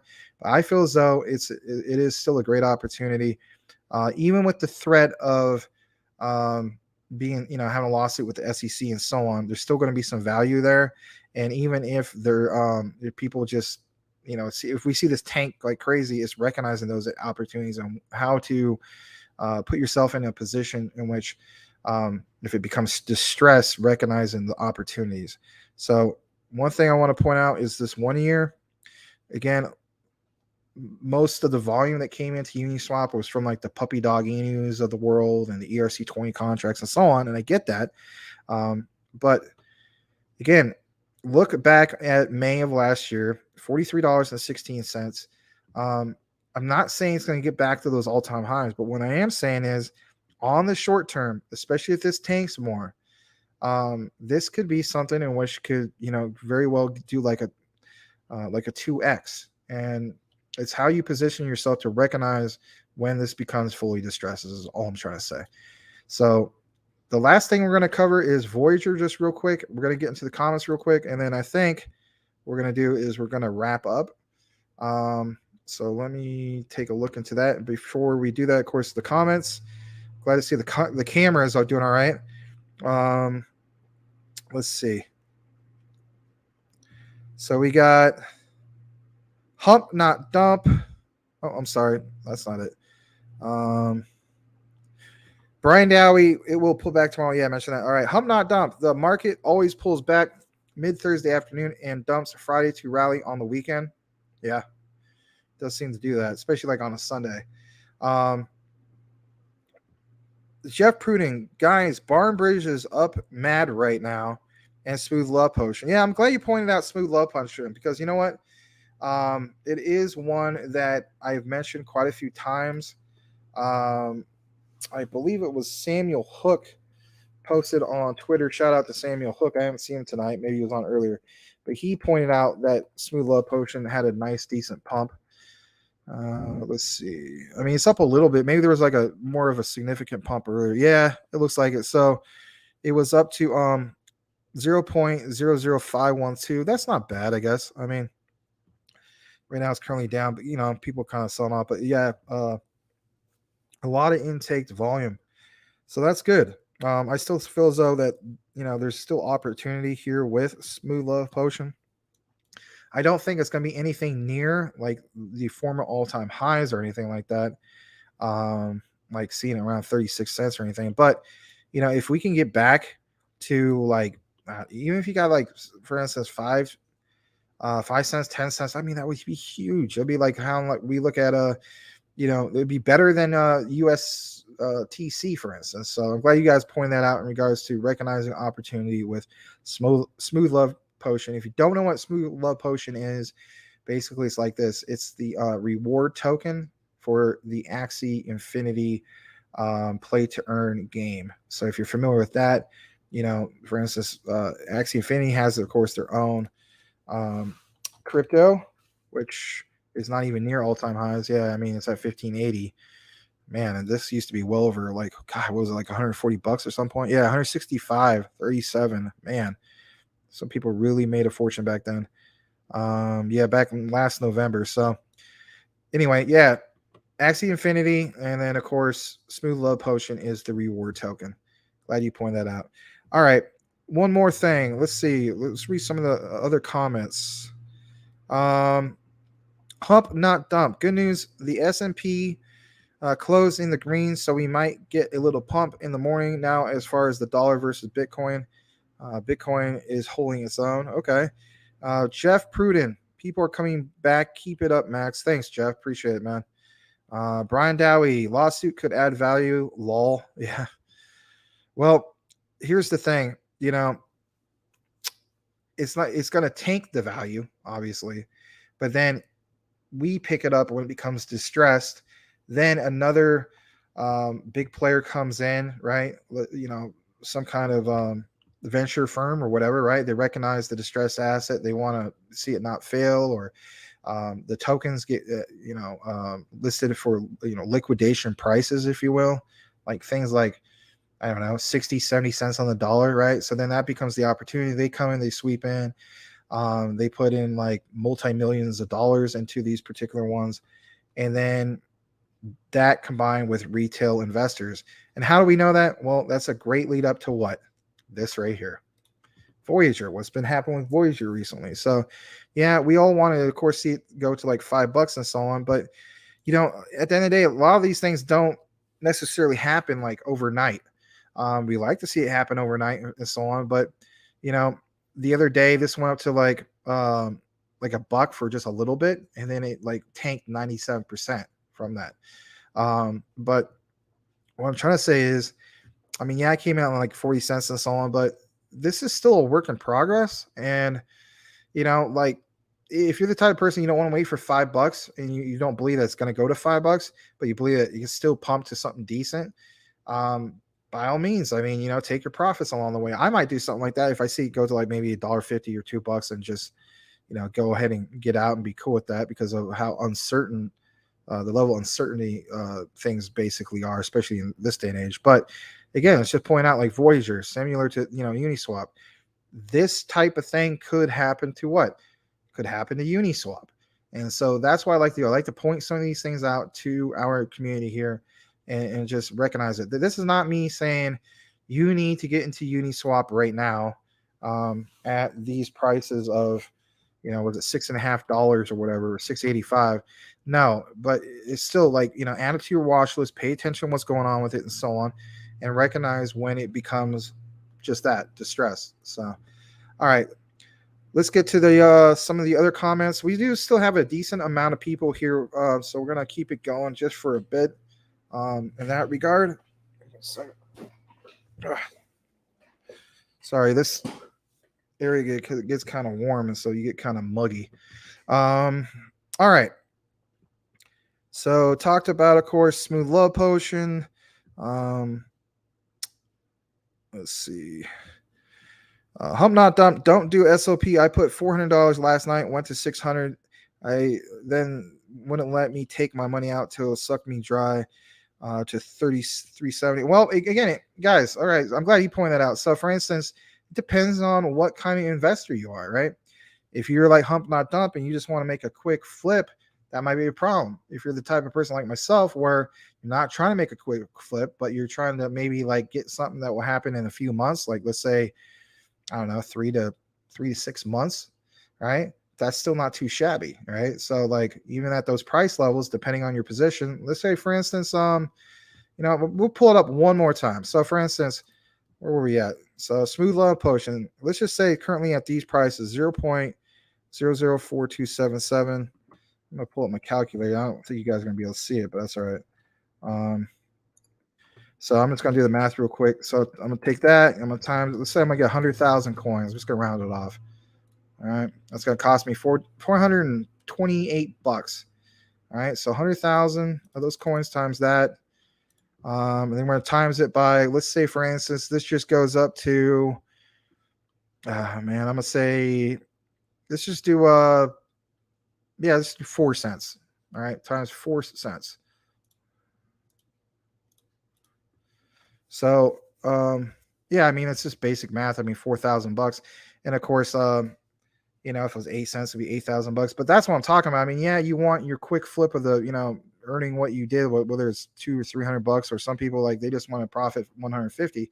But my whole point is, who are you as the investor? Are you the guy who just want to do a swing trade for like Smooth Love Potion?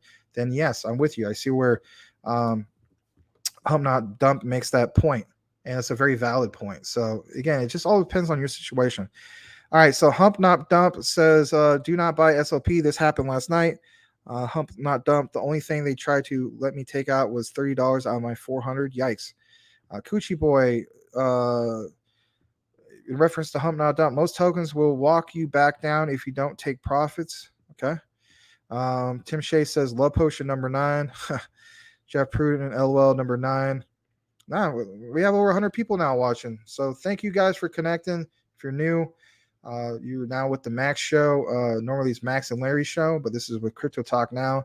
We just basically went over Smooth Love Potion, and earlier we covered, for instance, the new Lunatics token, aka Luna T, which is brand new, which is a burn token.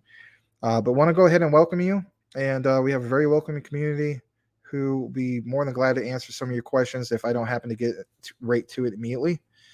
And nonetheless, let's see here. Jeff Pruden, we old lol. Tim Shea, I hear good things about that one. Brian Dowie, nailed it, Max. Oh, thank you. Tim Shea, stay away from those love potions. LOL.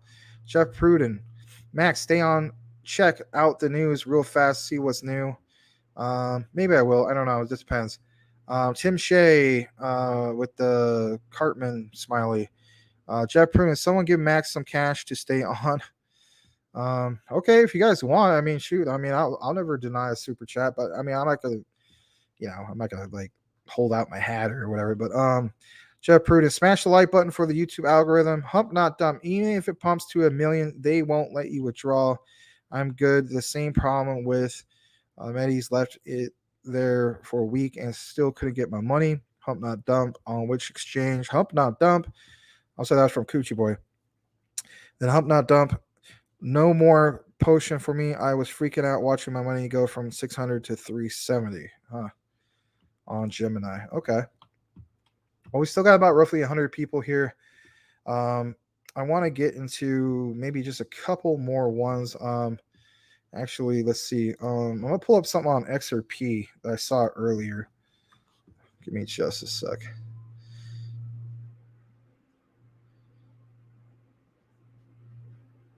Oh, you know what? That was it.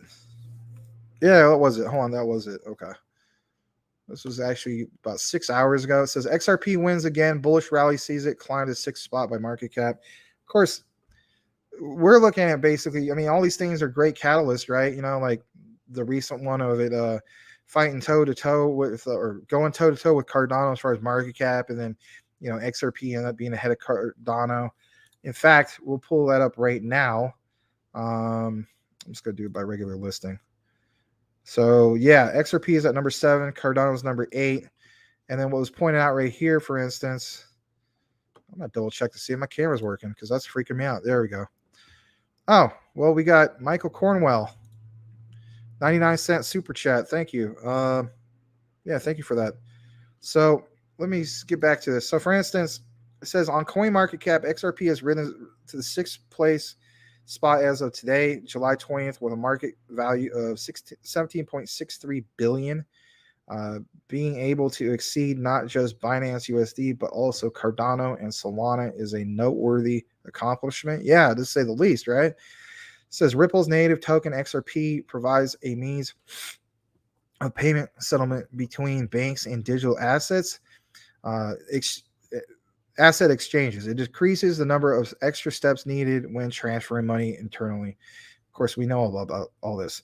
All right, so this right here. Breaking through significant resistance, XRP overtakes Binance USD's market cap and gains the upper hand by 8%. That's cool. So basically breaks or overtakes Binance's their own stable coin, right? Which is BUSD. That that's worthy to point out, to say the least. The primary factor contributing to XRP's placement in 6th place is the coin's weekly price increase of more than 21%. I don't know. I'm getting to the point where I'm gonna be honest with you guys. This right here, like, it's been fluctuating back and forth, which is fine, but like that whole thing, like especially like shout out to Rich of Common Sense Crypto, right? Like where he mentions like the light switch thing. Yeah, I think the light switch thing of it like going crazy parabolic is when the SEC thing wraps up. But there's part of me also that thinks that if the bull run happens to come, for instance, late August or first 2 weeks of September, that range, right? And then we have the introduction, of course, CBDC in November. It's like all these factors, and I'm thinking to myself, like, yeah, just that. There's nothing wrong with me picking up at least a bag of this, just to prepare for some of these things. So yeah, when I say I'm really close to picking up a bag of XRP, I am. Would I like it at 25 cents? Of course, I want to get 4 for $1, but I also am going to recognize opportunities, and if the market tanks, I could still pick up a second bag. Again, like we mentioned before, the whole thing with turning a blind eye, we were talking about this yesterday's show, turning a blind eye to Polygon. I got in at Polygon at $2.19. I got wrecked on it. But if I had recognized that it went down to 30 cents, and I should have like paid more attention to like some of the things that were going on, like maybe follow a little bit more what's going on Twitter, more of the news updates, like the big thing that happened, for instance, with Disney, then I feel as though that I could at least got that second bag, and it would average my cost, right? My average cost per coin, significantly lower than obviously 219, but I would have been okay with that. So I'm going to do the same thing with XRP. I don't have a bag of XRP yet, but it's literally here soon, and I'm going to go about like that. I'm going to be okay if I end up getting it for over 30 cents. And then I'm also going to be more than okay if I pick it up at 25 cents a coin. So I'm going to go ahead and kick it back to the comments, just double check to make sure I'm still on camera. And let's see. So thanks again, Michael Cornwell, for the super chat, super sticker, I should say. We always appreciate you. Right after that was Jeff Pruden sticking out his tongue for money. That's cool. Jeff Prue, thank you, Michael. I almost said thank you, Michael. Anyway, Coochie Boy, remember the asset has to have the liquidity in its pool for the token. Yeah, that's true. Jeff Prue, Elon and Bitcoin news is hot right now. Okay. We might get into that in a bit. Larry says, I see blue wrenches tonight. Lol. Coochie boy, we losing market cap. Are we? The overall crypto market cap? Let's see. Yeah, we went from 1.08 trillion. Yeah, we're down 500 billion. That is definitely worth looking at. Yeah, obviously not a bull market, right? So I'm glad, you know what, shout out to you, Coochie boy, because you recognize things that more and more people should look at. So I think the average person, basically, they go in and they come in here and they say, oh, well, it's only now 2.45%, right? Well, it's more than 2.45%. What's wrong with me talking at 2.45? Like 2.45 sitting on the boy, you know, getting the boy together, sitting on the koi, listening to the boys. Like, what am I, from New York or something? What is wrong with me, Maximus? 2.45%. They come in and they see this and they think it's not that big of a deal. Not that big of a deal, right? It's a huge deal because we were at 1.08 trillion. That's 500 billion off of that market cap. So thank you for pointing that out. Worthy to point out, because at the end of the day, it's that tunnel vision, if you will. So so there's that. Glad you pointed that out. Let's get back into the comments. So that was the last one was from Coochie Boy. Let's see. Man, there's a lot of comments. All right. Brian Dowie, XRP will pass ETH once again. Yeah. Larry, Tesla sold off 936 million worth of Bitcoin. Yikes. We'll get into that in a little bit. Michael Cornwell, Jeff Pruden with the shocked smiley. Mike Cornwell, but they sold it a while back and we just found out about it. Yeah. Tim Shea, they are going to buy back later. I apologize. I got kind of a little slightly stuffy nose.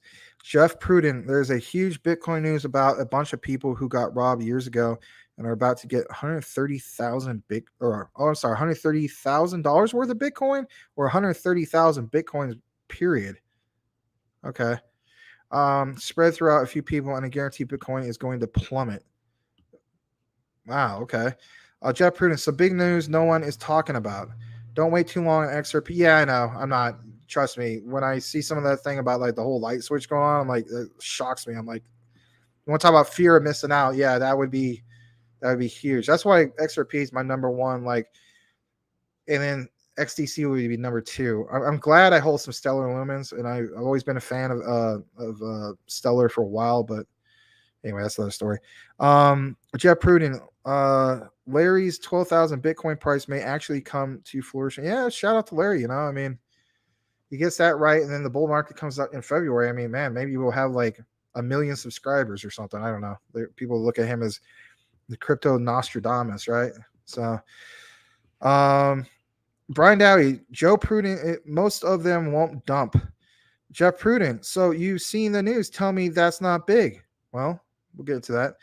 I swear we'll get into it. I'm just trying to read the rest of the comments. Michael Cornwell, we are testing the number 1 trillion line as a whole. Let's effing go up or down. I'm either cashing out or putting more in. LOL. Either way, I'm good. Yeah. Samuel Hook. Yeah. Hey, Samuel Hook. Good to see you, man. How's everybody? Hope all is well with everybody. We actually gave you a shout out earlier. You posted a tweet in regards to the Smooth Low Potion Pump. So thank you for that. Jeff Prudent, Sam, we making that money sticking out his money tongue. How are you? Brian Dowie, flip the switch. Not kidding. Yeah. All right. So let's get into that. We got, it's been a weird night with the viewers. Like, it's just been kind of up and down, and that's fine. I mean, it's what comes with the territory. So you guys are talking about Bitcoin and the whole thing with Elon Musk and Bitcoin. Let's go ahead and type that out real quick. All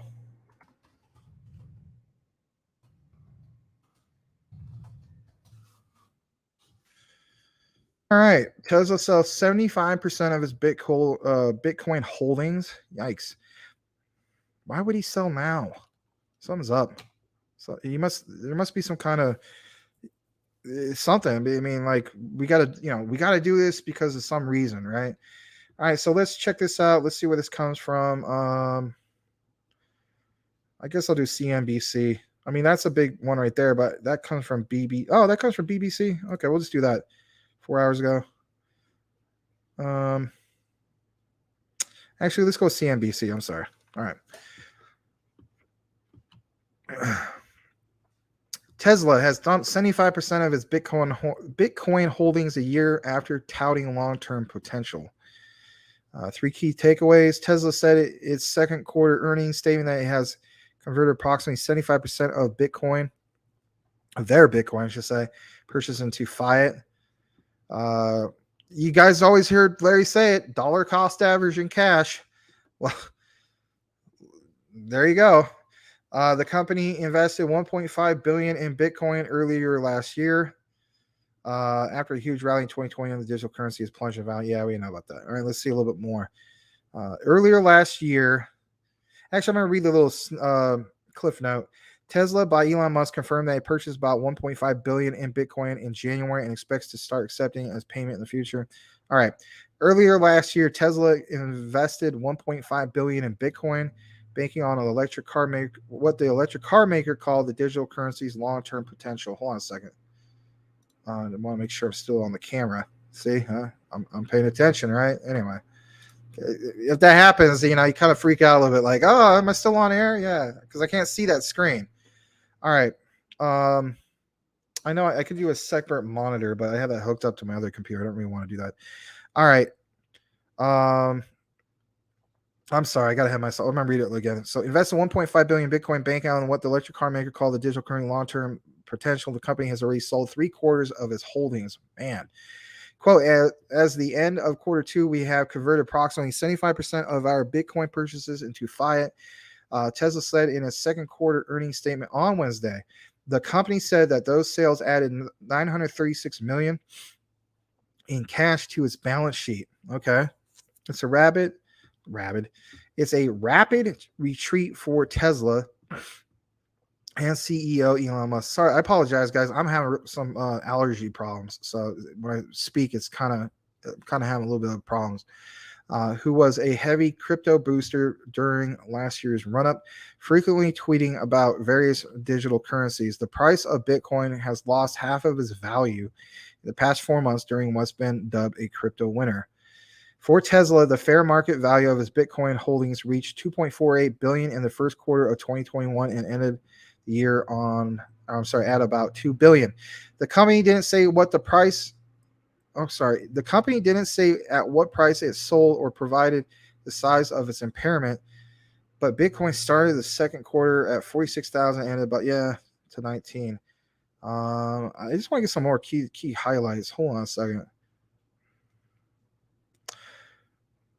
All right, how this? However, when asked about Bitcoin's potential as an inflationary hedge on the earnings call, okay, listen to this. Elon Musk said that Tesla's main goal is to accelerate the transition to sustainable energy and call Bitcoin a sideshow to a sideshow. Interesting. Kind of wonder what he would say about Dogecoin, though, right? In the first quarter of 2021, when Tesla went big on Bitcoin, the company said the decision was a matter of becoming more flexible, diversifying and picking up returns from its cash holdings.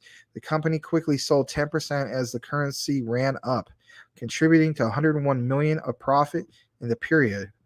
Kirkhorn said at the time the company's intent was to, quote, hold what we have long-term and continue to accumulate Bitcoin from transactions from our customers as they purchase vehicles.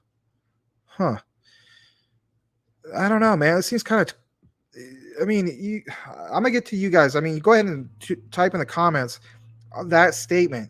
I'm going to read that again because think about this. Kirkhorn said at the time that the company's intent was to, quote, hold what we have long-term and continue to accumulate Bitcoin from transactions from our customers as they purchase vehicles.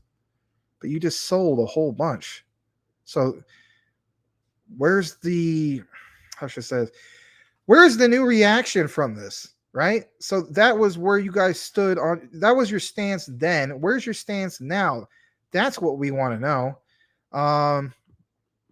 In May of last year, Musk said Tesla would stop accepting Bitcoin for car purchase because, I remember that, because the environment thing, impact of mining, but he added that the company will not be selling any Bitcoin. Yeah, the whole thing of like carbon emissions, right? Like, kind of like, how about this, guys? The environmentalist people out there, and don't get me wrong, I mean, I'm all for a better environment. We all want to see the better environment, but the problem is the timing of it, right? Really bad timing for it. So you have pro environmental people saying, yeah, I'm all for the environment, and it's like, yeah, but you do realize, that internet you're using and all this stuff is basically being funneled through carbon emissions, and it takes anyway. I'm not gonna get into that tangent. In May of last year, Musk said Tesla would stop accepting Bitcoin for car purchase because of the environmental impact of the mining, like we mentioned. But yeah, the company will not be selling any Bitcoin. But you guys recently, of course, sold Bitcoin. Anyway, a week later, he tweeted emojis indicating the company has diamond hands when it comes to Bitcoin investing, and he credited our Mastercoin. I don't know. I mean, yeah, this made news headlines. My thing is this, guys. How should I say this? Say this. I want to see some reporter or whoever it is, I don't care what news outlet it is, go to Elon Musk or some top official from Tesla and say, look, we already know your stance of how you guys felt last year and wanting to diamond hand, Bitcoin and so on, but you guys sold 75% of your holdings of Bitcoin. Okay, why? They kind of talk about it, but you don't really get to the point. So I'm gonna get back to the comments. Let's see here. Samuel Hook, we are making that money. Jeff Prudent, you're still hot, bro. Let it ride. Hit the news. Okay. Well, we got about 44 people in here. So sorry, this chair is sometimes driving me nuts. I have another one, but it's just, I don't know. I don't like it as well as this one. So, all right. You're still hot, bro. Let it ride. Hit the news. All right. Thanks. Cash talk now. Yeah. Jeff Pruden with Smiling Peace, Money. Brian Dowie, Larry's still here. Coochie Boy, Crypto Talk now. Thanks. Mike Cornwell, hashtag Cash Talk now. Yeah. Larry says, yes, of course I'm still here. Lol. Hump, not dump. What would be a good price to buy Tesla, not financial advice? I have no idea. Yeah, I don't know. I wouldn't mind having one of those. I don't know which model it is. Again, I don't even know which model is what. There's some I think look nice, and there's some that I think look like they don't look too great.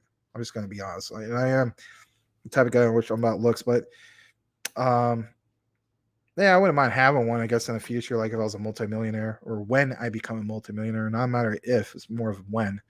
And I do mean that. Let's see. Hump not dump. What? Yeah, I don't know when it comes to Tesla. Maybe somebody else can tell you. I will state this. There is a particular model that I wouldn't mind getting, like a pearl white with black. And it reminds me of something like out of the movie, like Tron, like the last Tron movie that they did in, was it 2010? Kind of reminds me of that. I don't know what model that is though. Anyway, Jeff Prudent, check out the Polka Dot News. I love Final Fantasy games. Could be big. All right, let's get to that. I said earlier I would. I'm keeping my promise. So, Polka Dot. Maybe you saw something bad right there. Anyway, all right. So Polkadot, the multi-chain vision for that's not it. Polkadot News. Hold on. There we go.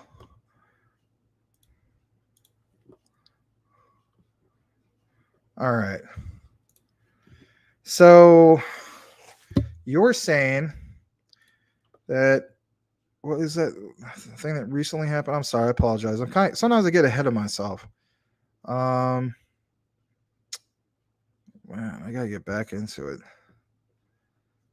My bad. All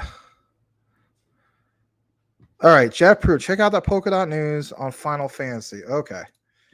So let's just do Polkadot Final Fantasy.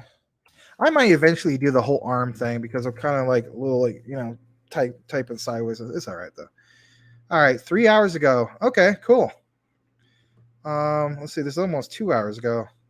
Let me see which one would be better.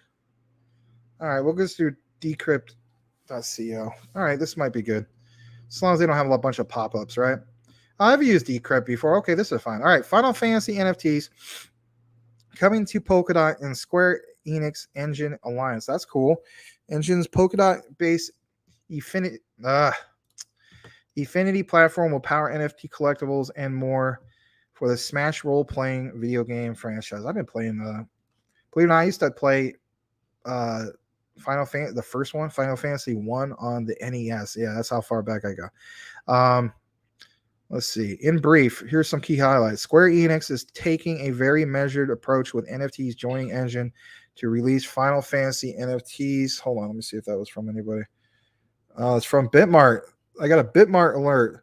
USDC fixed saving, the best choice in bear market, receive up to 6.5% APY. Yeah. Yeah, that is horrible. We should be getting at least 10%. Anyway, that was just one of those alerts I get. The Polkadot based NFTs will be paired with physical trading cards and toys, which will be released in 2023. Just making sure I'm still on camera. We're really going to wrap up soon here, guys. Real soon. We only got about 20 people watching.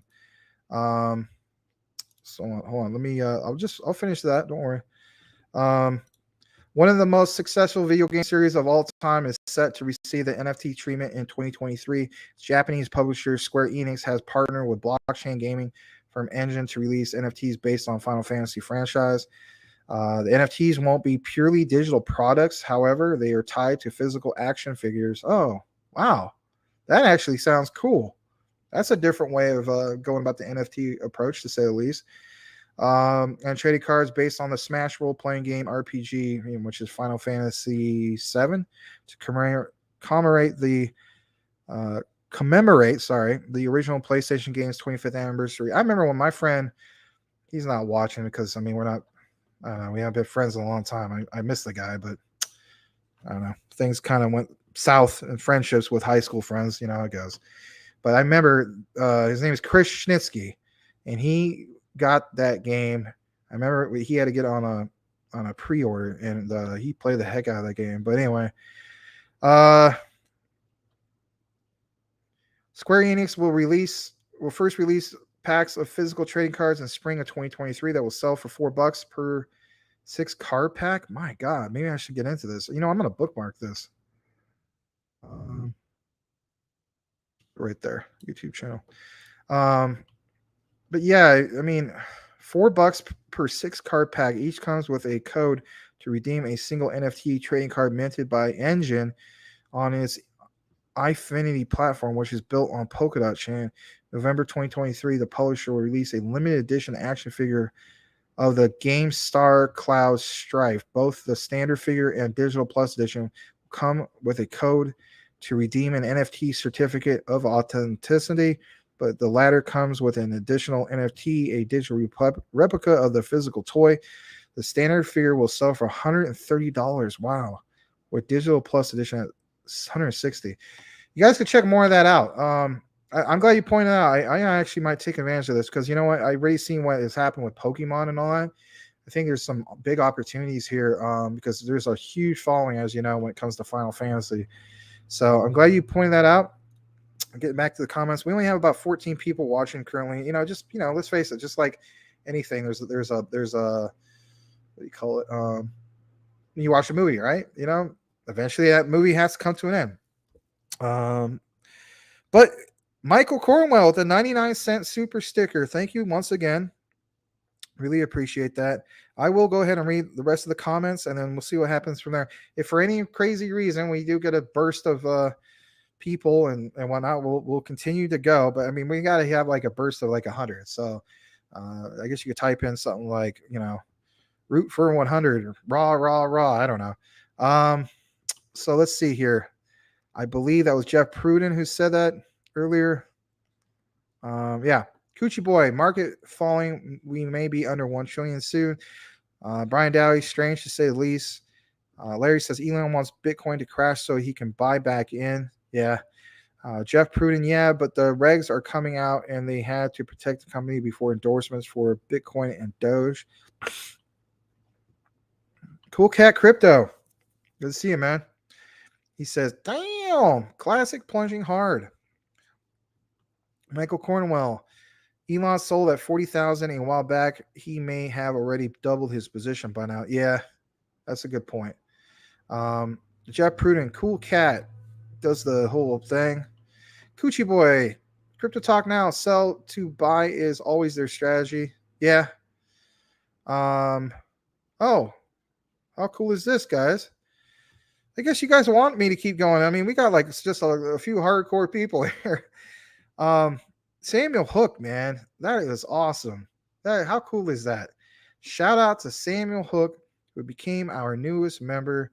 Thank you for that, Samuel Hook. And yeah, earlier before you came, we actually gave you like kind of like a shout out with your Twitter, your tweet, I should say, where you basically mentioned the whole thing about Smooth Love Potion, show that graph and so on. So thank you, man. I can't thank you enough. I don't even know if we're at the Big 10 as far as members yet. I'm sure Larry will mention that maybe tomorrow. I don't know if he's going to reserve that for the Max and Larry show or he's going to just do it at the 3 p.m. show. I don't know. Whatever you choose is cool with me. But that's really, really cool, Samuel Hook. I went into your Twitter. And I also saw that you had some pictures, I guess, with your family. You guys were in Barbados. I don't know if you're from Barbados, but that was super cool. But yeah, thanks again, guys. Congratulate Samuel Hook if you haven't done so on becoming a member. That was super, super cool. All right. So where are we? Man, I think I lost track of where we're. I think we're a little bit ahead. Oh yeah, we're further up. Man. All right. So Jeff Pruden, cool. Yeah. Cool Cat Crypto. Hey Jeff and everyone. Hey Cool Cat. Samuel Hook. I'm fine. Michael Cornwell model plaid 0 to 60 in 1.6. Yeah, I know. It's just crazy. I see him being in 5.0 Mustangs and stuff. It's insane. Samuel Hook, Pruden. Samuel Hook market is going TED or red. Yeah. Hump Not Dump. I was talking about Tesla stock. Sorry. No, it's all right. Cool Cat Crypto. Hell yes. Go down for me market. Cool Cat Crypto. Cool Cat wants 20 cent XRP. Yeah, me too, man. That'd be awesome. I'd be happy at 25 cents. 20 is even better. I mean, I could get 5 XRP for $1, right? So let's see. Cool Cat, or sorry, Larry. I'm buying at XRP. Yep, same here, Larry. I think we both agree on that. Cool Cat Crypto, 7 cent XLM and 1 cent XDC. Yeah, 7 cents for Stellar Limbs would be crazy. And then the XDC at a penny. I mean, yeah, that'd be a blessing. Michael Cornwell, I doubt that ever happens. Wow, if Michael Cornwell said that, he's usually pretty right. Larry says, Cool Cat, you think XDC will drop to a penny? Cool Cat Crypto, I'll settle for 25 cent XRP with a. And then Michael Cornwell, all ISOs have been coming up a month. All ISOs have been coming up a month. Yeah. Cool Cat Crypto, 1 cent XTC, 1 hope so, but I doubt it. He also says 2 cents maybe. Larry says, you're such a cool cat. Brian Dowie, cool cat. Not going to happen, but I hope it does.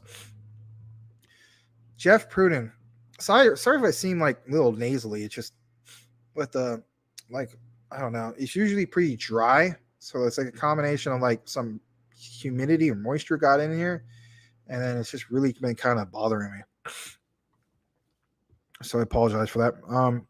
Jeff Pruden, man, I started on Final Fantasy VII. Wow. Hump Not Dump, or yeah, there was Michael Cornwell's super sticker again. Thank you again for that. Hump Not Dump. I just realized like my face is kind of cut off because where it says Maximus Crypto, but that's okay. GTA is the best game ever made next to Final Fantasy. Yeah, GTA is amazing. I used to play the heck out of Grand Theft Auto San Andreas multiplayer mod for PC. Oh man, if you never got to try that, it was such a blast. I mean, oh man, like you could be like a level 1 gang member. You'd be a level 5. I don't know. I'm not gonna get into some of the raunchy stuff, the risque. Anyway, Jeff Pruden, thanks, Michael. Cool Cat Crypto, smiling. He also says, hopefully we get super bad news next week when we all get a 0.5 cent XTC. Brian Dowie, 25 cents. Lol. Cool Cat was smiling. Jeff Pruden, bro, when you buy, let me know. I'll buy too. You referring to me or referring to Cool Cat? Cool Cat Crypto says, I'll be buying sometime next week. Shout out again, of course, to Samuel Hook for becoming a member. Coochie Boy says, you got to change the title to Elon sells Bitcoin. Yeah. I just thought you guys would be really excited to see something about a burn token with like an actual burn token, with Luna Classic. It was kind of a mixed reaction, but that's okay. I mean, we're all different people. I mean, we're all not going to be, exactly the same when it comes to all this. Samuel Hook says, let's go. Jeff Pruden, we have a new member. Riot, yeah. They're all thanking, of course, Samuel Hook. Larry says, thank you, Samuel. Glad to be part of our family. Samuel Hook says, you're welcome. I appreciate both. Thank you. Yeah, we appreciate you guys. Especially you. Yes, become a member. I mean, it speaks volumes. Brian Dowie can't. Shia Avatar? Oh, change. Can't become a member on my phone. Sorry, boys. No, that's all right. We understand. Jeff Pruden doing that. Jeff Pruden, same, crying. Huh. We'll have to look more into that because, we want you guys to become members, Samuel Hook, Larry, a good time to get more Luna Classic. Larry says, Samuel, I might grab more Luna Classic. I might as well. Samuel Hook, I just did. Cool. Hump Not Dump, no sweat, Max. I felt like I was in the 80s hearing you sniffle. Yeah. Hump Not Dump, Grand Theft Auto 5 in the metaverse. Yeah, totally. Brian Dowie, killer game. All GTAs were nice to play. I will state this before I reach the last comment. What Grand Theft Auto should do, can you imagine if Grand Theft Auto created an MMORPG? I'll just leave it at that. Yeah, it'd be amazing. Jeff Pruden, or I'm sorry, Brian Dowie says, I guess I missed this on. Hump Not Dump, yeah, okay. Brian Dowie, killer game. All GTAs were nice to play. Yeah, they were. Even the first original ones were fun. Cool Cat Crypto, GBEX is pretty sweet, Max. Check it out. Built in burn function and built on the XDC blockchain. All right, I'm gonna put that in my search. I'll do that probably off camera, maybe late tonight. I gotta take a break after the show. But yeah, I'll take a look at GBEX. Okay. Is that actually? You know what? Hold on, let me see. Is that one that's actually currently on? Is that it? Global. I'm sorry, global. I can't even pronounce it. Exchange token GBEX. Let me see. I'm just gonna read the comments real quick to see if verify you said that. I'm just gonna say it is. So, the contract is XDC. Yeah, it looks like it is. I'm gonna go ahead and add to my watch list then. So thank you for that. Okay, you say yes. All right, cool. Thanks. Yeah, I just added it. I added it to my watch list. I'll definitely look into that later. Jeff Pruden, guys, this is a news channel. B1, let's go big with this. When you buy Max FF swag, let me know. I'm in with you, bro. Let's effing go. All right. Thanks, my friend. I appreciate that. Brian Dowie says, wow. And cool cat. Gosh, sorry. I almost call you a cool crap. My bad. It's my inside nasal, right? It's kind of like bothering me or whatever. So that's what's going on with that. But yeah, I'm zoomed out right now. Just want to, of course, thank you guys. Hold on a second. The camera is kind of jacked up, so sorry about that. But nonetheless, guys, thank you so much for joining us tonight. I know we have some technical problems and so on with my OBS with mixing up with it was basically the virtual camera mixing up with the actual camera. And so I'll do a better job of like trying to figure out why the heck it does that. And then if I come down to the conclusion that it might just actually be the camera itself, I gotta get a new camera. Well, then I gotta get a new camera. It's just one of those things. But last but not least, hopefully you like the background. This is it's in Ottawa, Ontario, and it's the Parliament Library, believe it or not. And I thought it was really, really cool. It's a place I picture myself being because I like to soak up knowledge. And I believe that there's knowledge that are still in libraries, that libraries should always still be around. Some people have the attitude that no, you need all that stuff based off the internet. Well, yes and no, but I still want to recognize libraries. So with that said, everybody, thanks again for watching. Check out the videos. Before we wrap up, I want to point those out. You are helping our community, like, coming in for the live shows, and we appreciate that. But when you have spare time, watch the videos. They are informative. I try to keep it interesting, and we cover quite a bit. Larry uploaded 18 out of the 20 videos it did. The other 2 are in reserve for, like, when we do like the Patreon type thing and so on. We're trying to provide value. So how should I say this? We're not trying to be like, I'm not going to mention any names because this is something I don't do, but I think you guys are fully aware there's some other Patreons out there with like bigger influencers, and I don't know, you drop like $20 a month or something like that, and they don't provide you any value. Our goal is we're going to truly provide the public some real value. Like, you'll have access to like some of my private watch lists, buy, sell alerts, things like that. Again, it's not official financial advice because we have to protect ourselves, but if anything, we're trying to create value. Just kind of like our news network that we're trying to build going into the future. A strong community, which we have, and building upon that community. And then on top of that, trying to literally provide more value by creating some of these like niche private groups, if you will, to recognize certain things, like whether it's an alert or just, opportunity. At the end of the day, you're all here because you want to learn more about opportunities and so on. And of course, build a community. So with that said, everybody, if you haven't dropped a like, by all means do it. We're going to actually finally wrap up. My goodness, we went 2 hours and 26 minutes, I believe, or maybe even longer. So Jeff Pruden says, Max, hit me up on Facebook, bro. I do stocks on the side. Larry, YouTube, big dog. Yeah, man, if you want to get a hold of me, mainly just directly real quick, if you happen to have Twitter, hit me up on Twitter, man. I always answer DMs real quick. So last but not least, he says, buy them dips and smash the like button. Yep. All right, guys. Good night to you all. Thanks for watching. Look out for Larry tomorrow. He's back 3 p.m. Eastern. I don't know if he has something going on with Maria. He might have something going on with Maria too. Maria Anderson. So Larry's going to be having a lot going on tomorrow. So if you're following us on Twitter, by all means, check it into that. I won't keep you any longer. Thanks for being with me tonight, and may you all have a blessed night. Over and out for now. Talk to you guys later. Thanks.